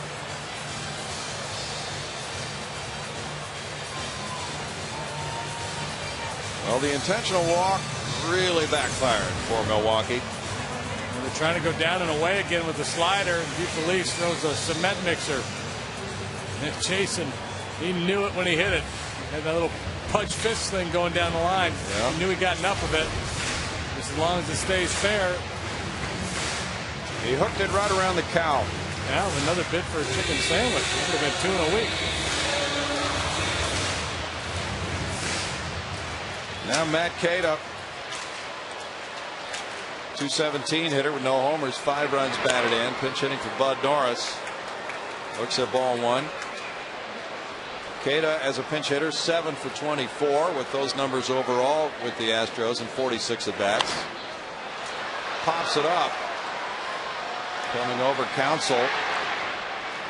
And in the 6th inning for the Astros, they get a big swing after the intentional walk to Erstad. It's Michaels who steps up, rips a 3-2 pitch for his second home run of the night to make it 6-2.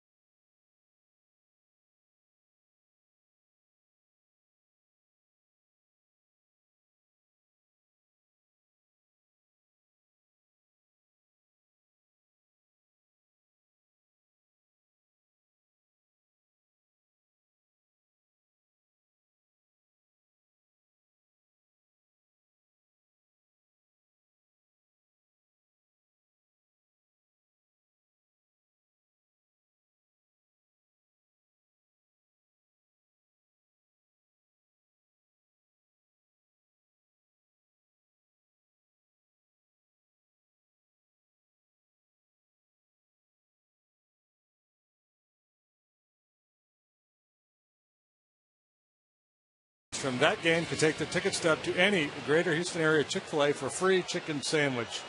Is this chicken? No soup for you.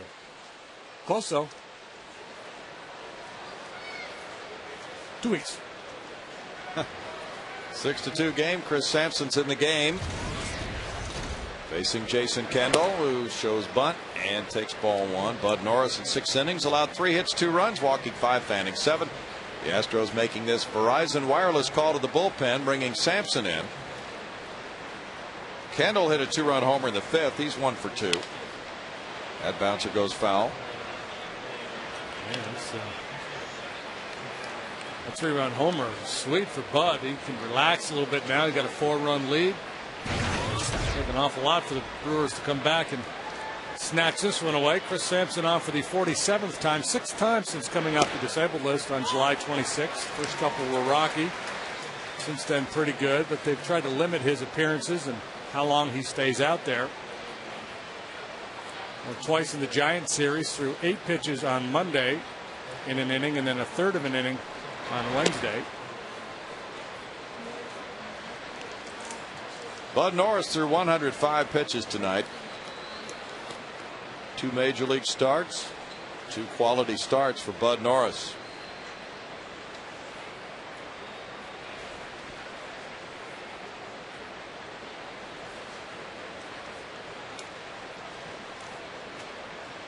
Pitcher spot due up next. Jody Garrett is on deck for Milwaukee. Sampson gets a K on Kendall.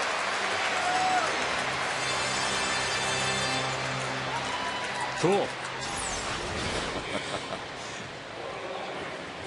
A good tight slider.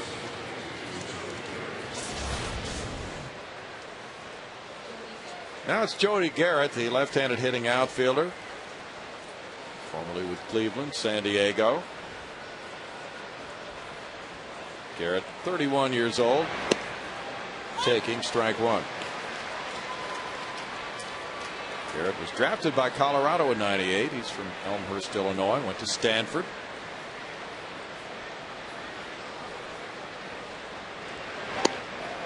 Pitch right there where the target was, and it's 0-2. Sampson's good at that, hitting the mitt. Carlos Villanueva in 5 1/3 innings allowed 6 hits and 4 runs. He had 1 walk, 2 strikeouts. 1 and 2. DeFelice in 2/3 of an inning gave up 1 hit, 2 runs, 1 walk, which was intentional, and no strikeouts.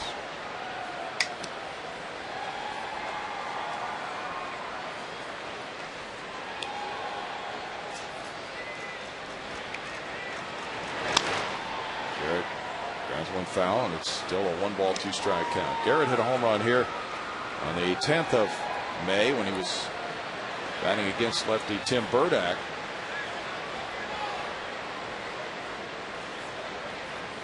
Ladies' night. Yeah, it is.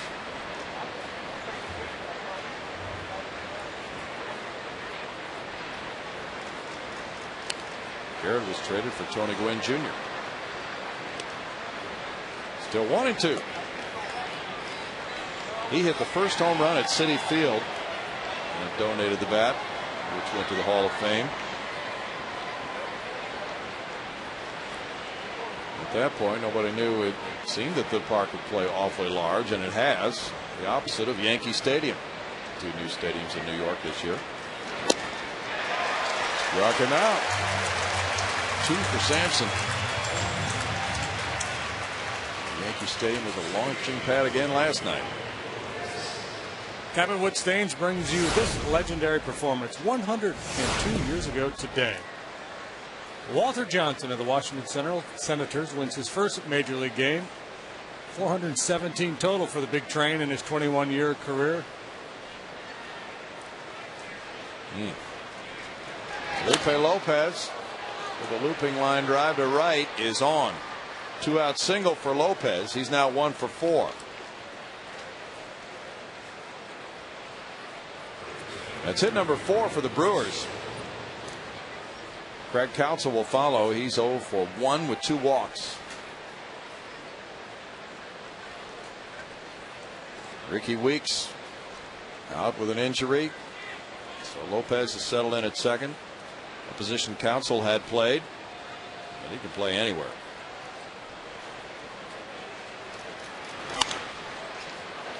That finds its way into right field. He threaded that right in between Erstad and Matsui for a single, and Counsell is aboard with Lopez taking second base. That was truly a seeing eye hit.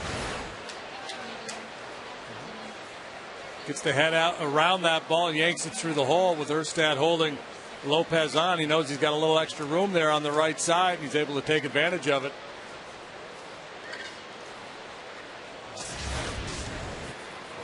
$34,691 to pay in attendance. Sampson struck out the first two, now back-to-back singles, and Braun is batting. That's amazing. You know, he gets two quick strikeouts, and you're thinking, okay, easy seventh. Had a couple more innings to play, then boom, boom, two guys reach, and Ryan Braun, one of the best hitters in the league, steps up, and he could change the nature of this ball game with one swing. Yes.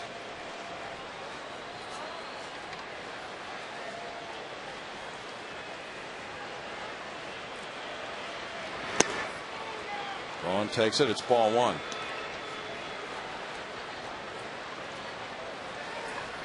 Braun joined Robin Yount as the only Brewers to start consecutive All-Star games. He received the most votes of any National League outfielder.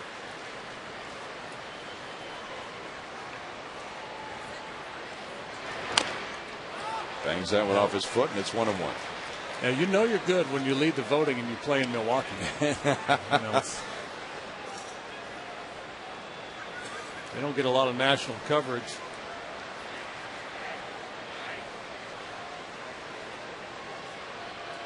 Tim Burdock and Jeff Fulcino are working in the Astros pen. No slugfest tonight at Yankee Stadium. Boston nothing, the Yankees nothing. Middle of the ninth inning. That was a pitching duel between Beckett and Burnett. Into left field. And here's the go-ahead for run number 3 to score. Lopez comes home with it. RBI single for Braun. His 77th run batted in. It's 6-3. And I suspect we're going to see Mr. Burdock with the Prince striding up there. And another good swing by Ryan Braun, and not a bad pitch. Slider outer part down a little bit. Just such a good hitter. Sampson got 2 outs, then gave up 3 straight hits. Lefty on lefty, Burdock on fielder when we come back right after this.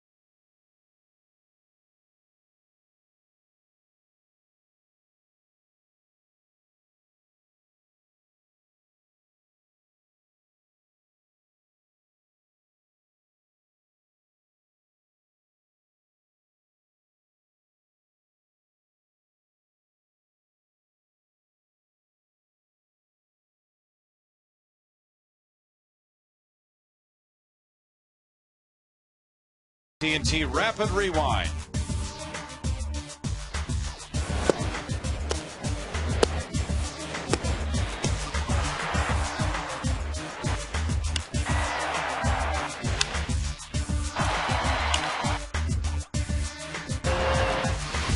AT AT&T, the nation's fastest 3G network. AT&T, your world delivered. Now it's Tim Burdack versus Prince Fielder. Runners at first and second, 2 outs, a 6-3 lead for the Astros. Burdack 1-1 with a 3.55 ERA. Well, we talked about that last confrontation being big. This one's even bigger. Foul for strike one. Potential tying run at the plate. Fielder 0 for 2 with a walk.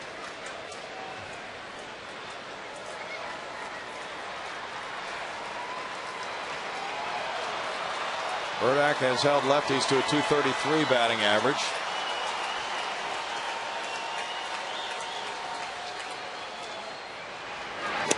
The scary thing about Prince Fielder, in this ballpark, he can get beat, take half a swing, and still hit one into the Crawford boxes. Yes. You know, be a little tardy on a fastball or fight off a pitch up and in. He almost did it in his second at bat. He hit that fly ball to left to the warning track on about a half a swing.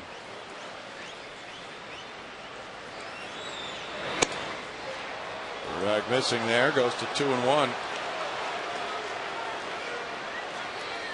Fielder is 1 for 5 against Burdack in his career.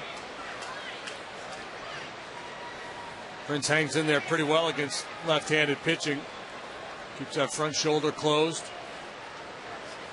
You think you got him set up to beat him inside, but he can be awfully quick in there. You got to be careful. Got away with one there. Trying to go down and away with a slider and left it up and in.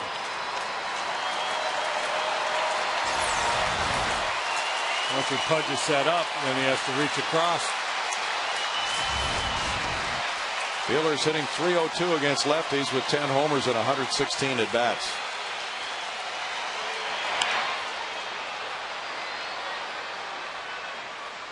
Still 2-2.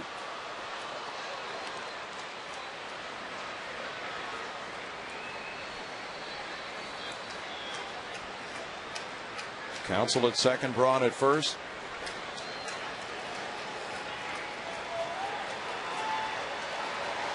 There's a tough out.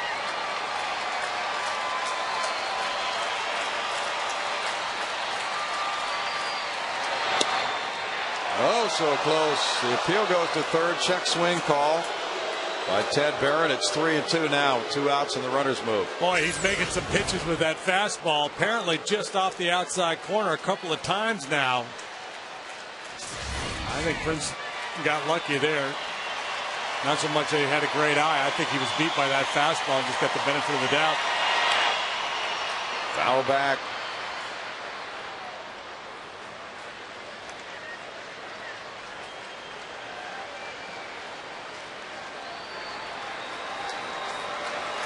Burdack worked 2/3 of an inning Wednesday afternoon against the Giants, giving up 1 hit, 1 run. Also pitched Tuesday night, 1 hitless scoreless inning.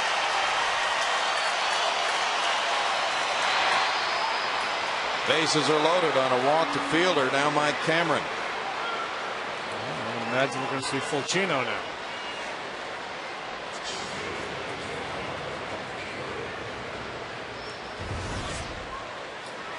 Pudge looking into the dugout. Here is Cecil Cooper coming out. And he has made the move to Fulcino. With the bases loaded, we'll see that confrontation in just a moment.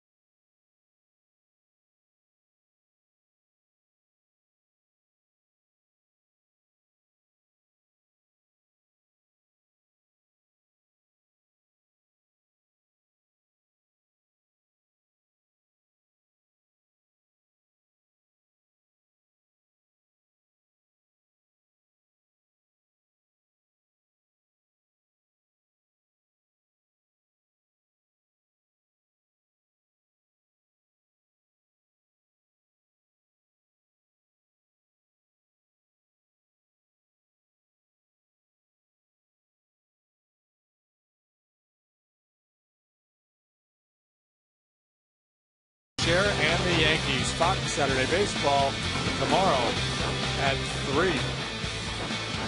That's if tonight's game ever ends. Yeah. Well, let's see. There they are, 0-0 in the bottom of the 9th right now. Hideki Okajima in the game. I see that. It makes me think of that line I invented a couple of years ago, that good pitching stops good hitting. You did come up with that. Yeah, I invented that. No one had ever used that before you did. Fulcino 4-4 with a 3.51 ERA. No levity for him. Bases loaded. Some 2 good outs. pitching right here to stop some good hitting. Mike Cameron takes a breaking pitch. That's in for strike 1. And that's the tough thing about the Brewers lineup. It's a deep lineup. You get through Braun and Fielder, they're 2 best, and you still have a guy who's very dangerous. Not the level of hitter those 2 guys are, but Cameron's a very good one. 0-2 as it rides the fastball up. Cameron swings underneath it. Fulcino had a scoreless, hitless inning on Wednesday against the Giants. Had a tough loss in St. Louis last Saturday on an unearned run in 3 innings.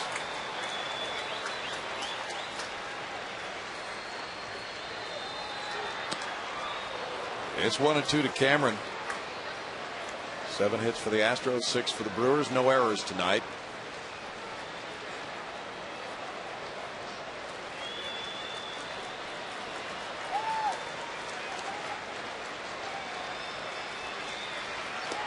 Cameron strikes out. On a foul tip. Bunch holding on for out number 3. The Astros strike out the side. The Brewers come up with a run on 3 hits. They leave the bases loaded. It's 6-3 Houston in the 7th.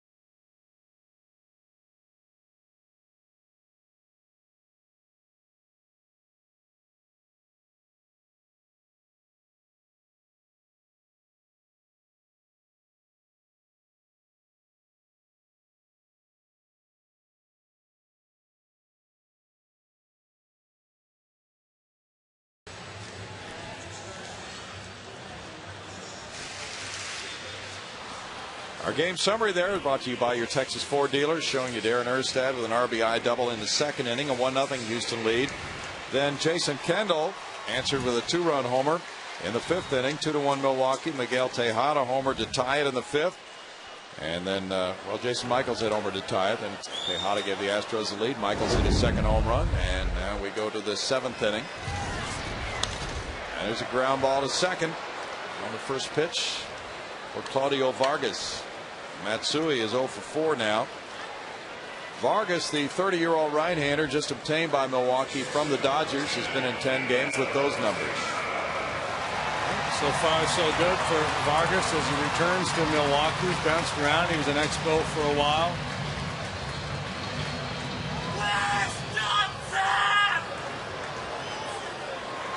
What the heck was that? I don't know. Down below, it's just had a meltdown. Yeah.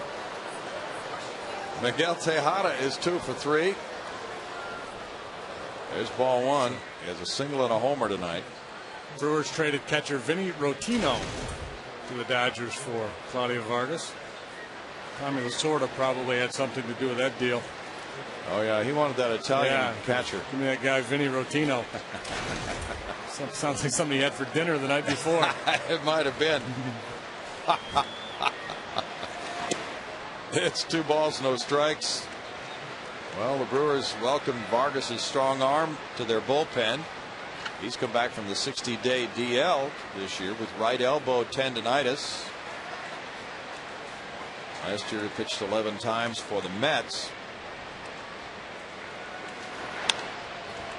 Fouled outside the first base line. The fielder watches it go out of play, and it's 2-1 to Tejada. Pitched with the Expos when they were still in Montreal, then moved with them to D.C., and then moved on to Arizona, Milwaukee, the Mets, the Dodgers, now back to Milwaukee.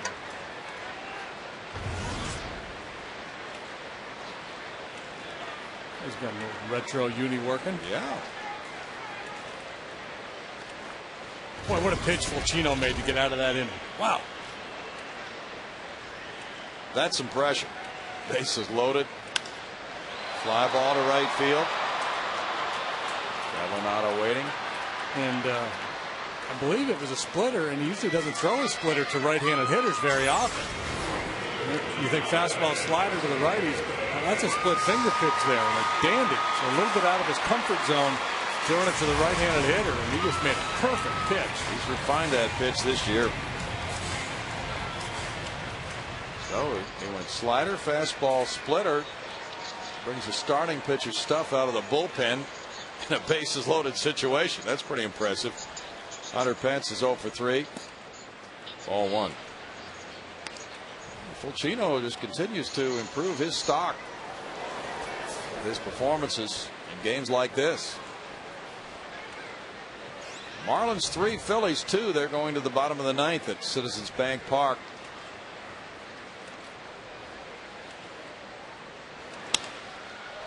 Fly ball to right field. Catalanato comes in.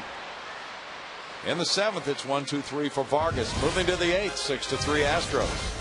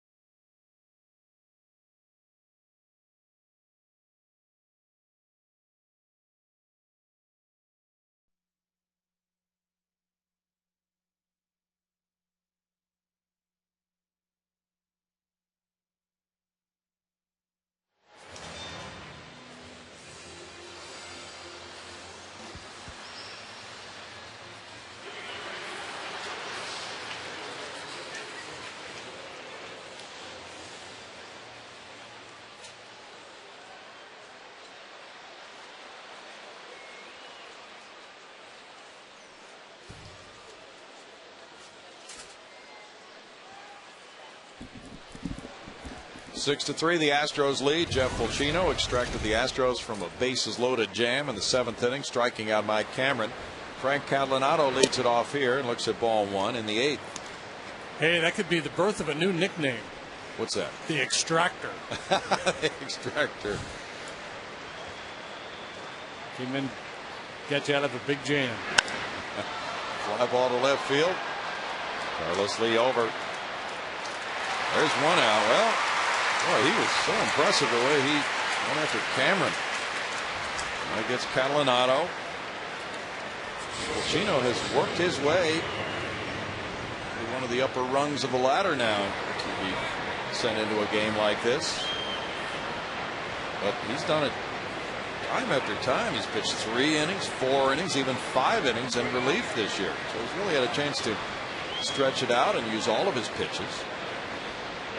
Hardy's 1 for 3. And strike 1 to him. And generally speaking, if a reliever only pitches 1 inning or not even that long, doesn't feel all that comfortable using 3 different pitches in a game. Depends. Some do. No balls, 2 strikes. But Fulcino looks to be one of those rare types who can serve a club in 3 different ways. He could be a starter if need be, or could be a long man, or work short. He did a lot of starting in his minor league career.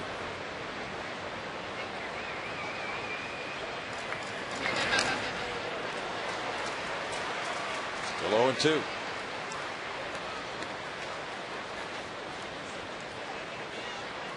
You look at his stuff, he looks like a starting pitcher. One of those big, sturdy right-handers that could pitch a lot of innings for you.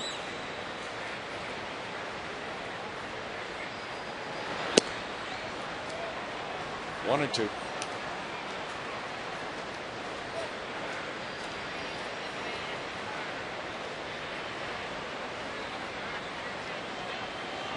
Last year at Omaha, he made 5 starts, 12 relief appearances for Kansas City. Up the middle, backhanded. Matsui to Erstad.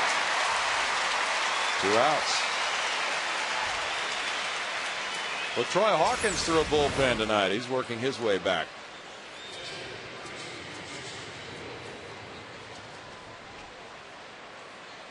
So in the ever-changing landscape of the Astros bullpen, Hawk hopes to be back for final game or 2 of that Florida series on the road next week.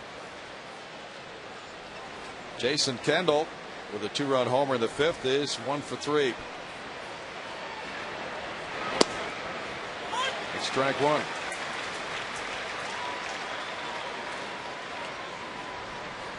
Casey McGee is on deck. Pitcher spot due up next.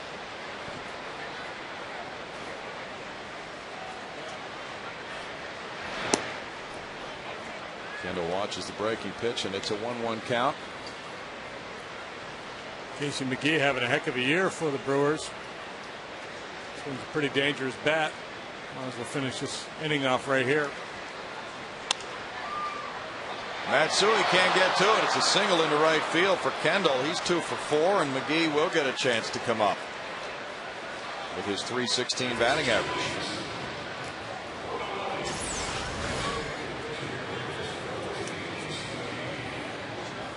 Good off-field approach there by Kendall. He's lashing that one just beyond the reach of Caswell. 9 home runs for Casey McGee this year and 190 at bats.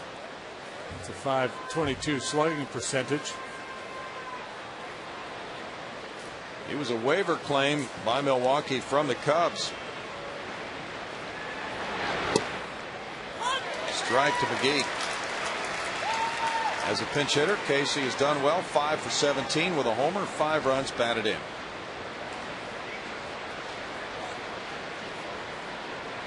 He went to Fresno State. Made his major league debut against the Astros last year. He had 24 bats with the Cubs last season, primarily a third baseman. Right there on the edge for an 0-2 count for Fulcino.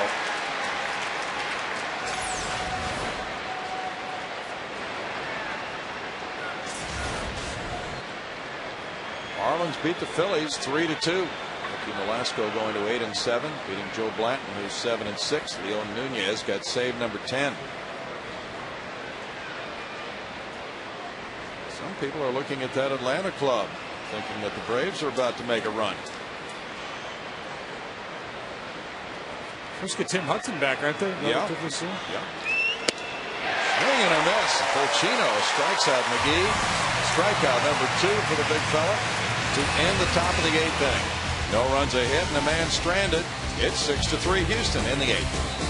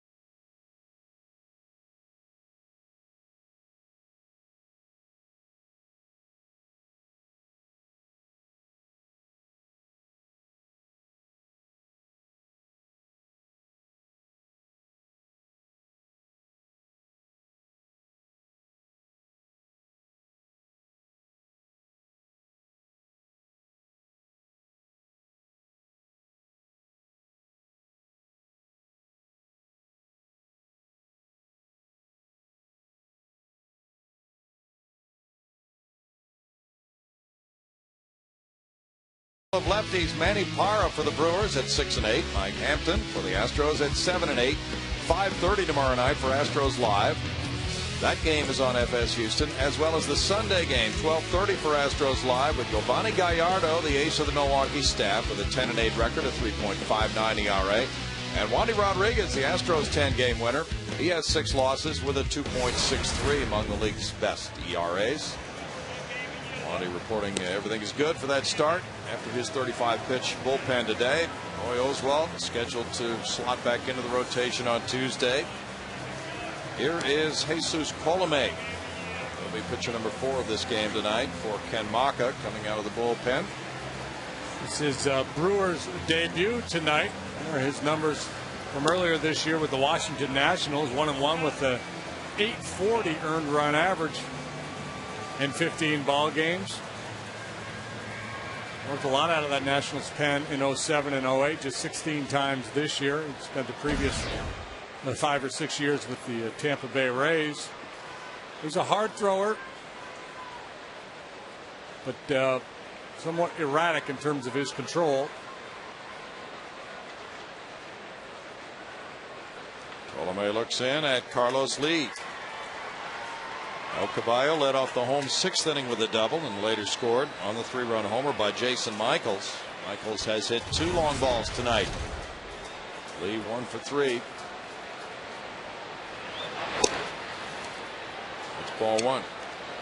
Claudio Vargas had a 1-2-3 7th with no strikeouts. The Caballeros have a 300 sign out there. One hanging slider away. Nasty there. Yeah. 1 ball, 1 strike. That's the Pumas. Get the bullseye painted in.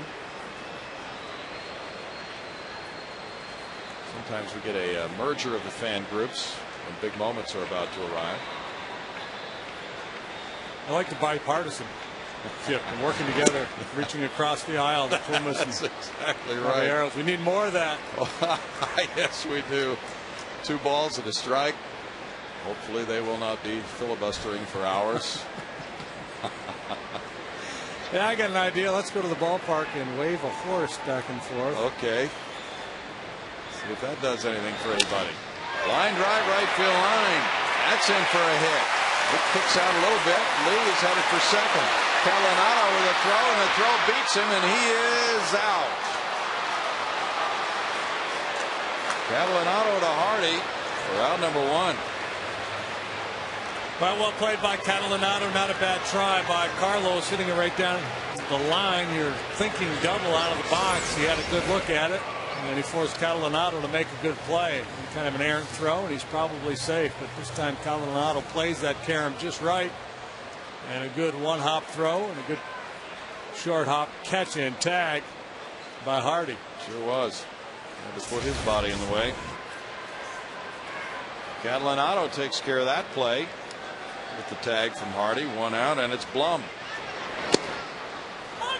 Looking at strike 1. Jeff with a walk and a single tonight in 3 trips. But Rodriguez on deck. 6-3 Astros. 8 hits to 7 for the Astros.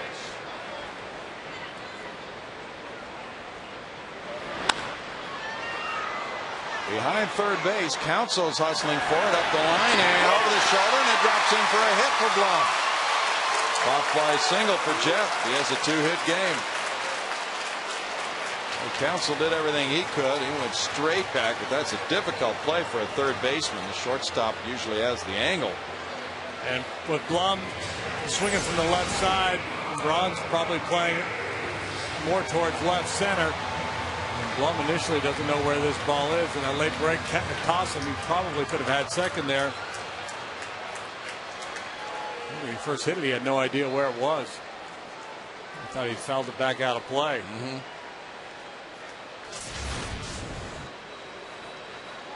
Pop fly single. Now it's Rodriguez batting. Erstad on deck. Pudge hitting a tough lock tonight. He's 0 for 3. Hill goes to first base. He checked his swing. 1-0. Pudge lined out to left. Ryan Braun with a leaping catch on him in the 4th, and then Another line drive was caught by Lopez at second in the 6th. He needs to hit one like Blummer just did. Yeah, he does. Just a little dying quail somewhere. If he hits it over shortstop, that's a good spot because Cameron's way over in right center.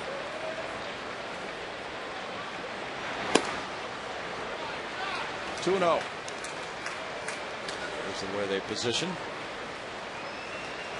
Colomé looks like they gave him CC Sabathia's old uni. He's a big man, but that thing is just swimming on him, isn't it? It is. Well, maybe when they get back from this road trip, he'll be fitted. Here, just wear CC's pants. Just came up today from Nashville. 2 balls and a strike.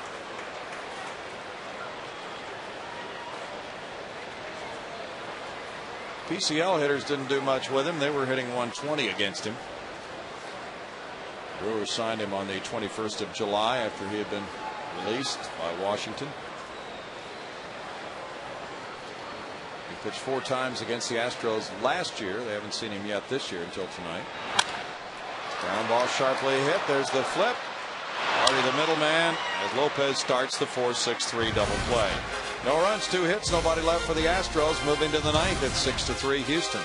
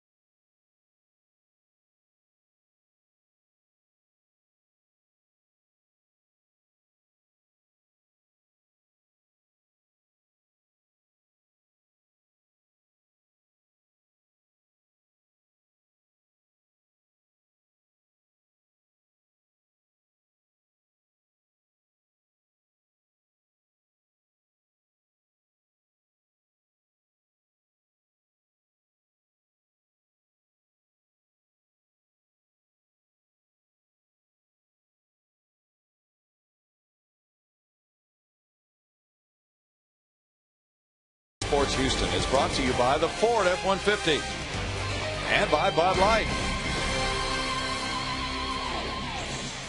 Here at Minute Maid Park, it's 6-3. Stay tuned after the game for Astros Live, presented by the M.D. Anderson Cancer Center. Kevin Eschenfelder and Dave Harbison will have a complete recap, Cecil Cooper's post-game comments, and a player reaction. The answer to batting stance guy as well, all coming up after the game on Astros Live. Jose Valverde comes in. It's a save situation. 3-run lead, 1 inning to go as he comes in for the ninth. Outstanding job by Jeff Fulcino setting up tonight. Now Valverde comes in. It's a relatively easy save opportunity here. 3-run cushion, 3 outs to get. 31 times he's gone to the hill, 1 and 2, 13 saves for the big man. I say relatively easy because he's got to face the top of the Brewers order. Dangerous bats on the horizon. Strike to Lopez. He's 1 for 4.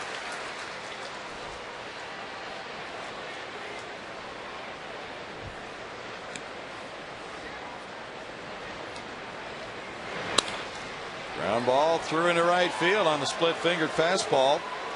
Lopez with his second hit of the night gets it started for the Brewers in the 9th inning. Now Counsell will follow. I tell you what gets lost in the shuffle a little bit is the at-bat that Burdack had with Prince Fielder. Tim came in, faced one guy, walked him, so you initially think, what's so good about that? But he really pitched him tough, made a lot of good pitches, and did not give in to him. I think that was the key. Don't give in to Fielder, and if you end up walking him, go after Cameron. And Burdack made a lot of quality pitches in that confrontation with Prince. Council has walked twice and singled.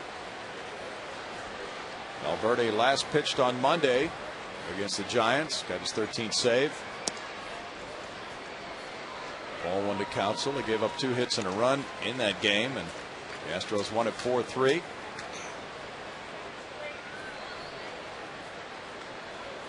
Valverde has pitched twice against Milwaukee, giving up 2 earned runs in 2 innings with 1 save this season. Blom is even with the bag at third. Fastball makes it 2-0. Council likely taking here. Brewers need base runners. If he reaches, Ryan Braun represents the tying run.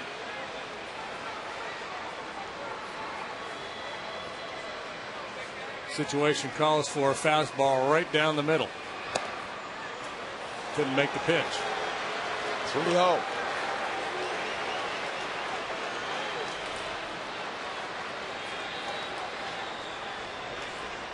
Braun, 22 homers waiting. Then Fielder.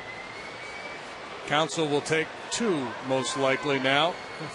Jose's able to get him over the plate.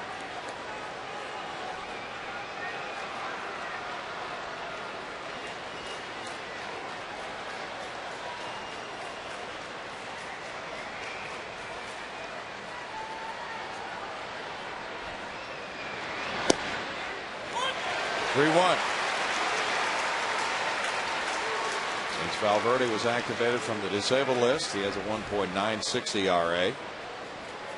Missed 41 games with a right calf strain.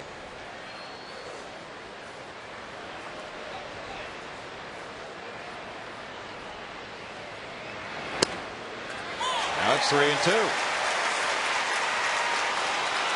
Yeah, and, and it might be worth your while to back Erstad behind Lopez a little bit. Recall Council's last at bat, he got that base hit through the hole on the right side. If you play behind the runner, you increase your range a little bit.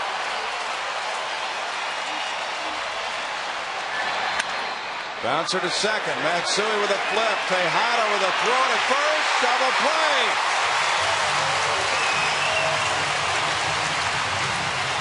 Great job by Valverde coming back from down 3-0 to end up getting the double play ball. Finds the strike zone. You see Council busting it out of the box, but the Astros able to turn the double play.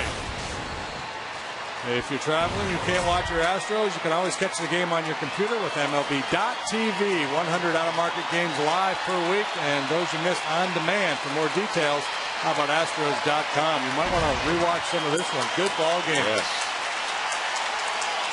Ryan Braun has had 2 hits tonight and an RBI and 4 at-bats. Now, with that double play, you can go right after Braun.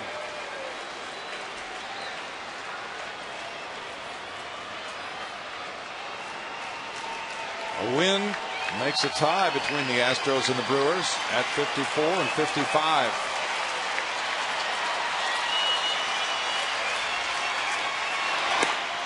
And Carlos Zambrano could not take the start for the Cubs again tonight. He was a scratch about 15 minutes before game time. That's why Sean Marshall made that start for the Cubbies. Wondered about that. Colorado leads 5-1 over the Cubs after 5. Rocky's got 3 in the first and 2 more in the fourth.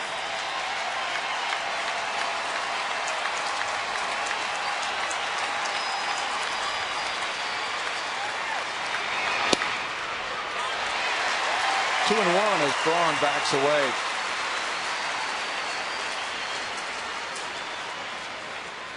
Good Friday night crowd will be treated to fireworks after the game tonight. And you could be treated to Astros Live right after the conclusion of this one.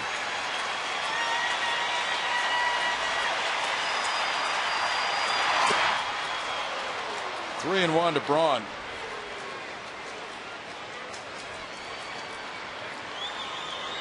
Braun could have represented the potential tying run, but the double play ball took care of 2 outs in the inning.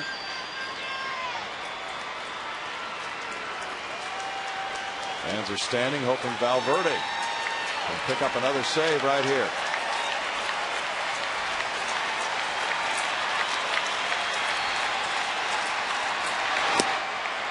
And it's on the corner, 3-2 now. That's a little that Wisconsin cheddar right there. All about that Milwaukee, little 97-mile-an-hour cheese. These fans are jacked up.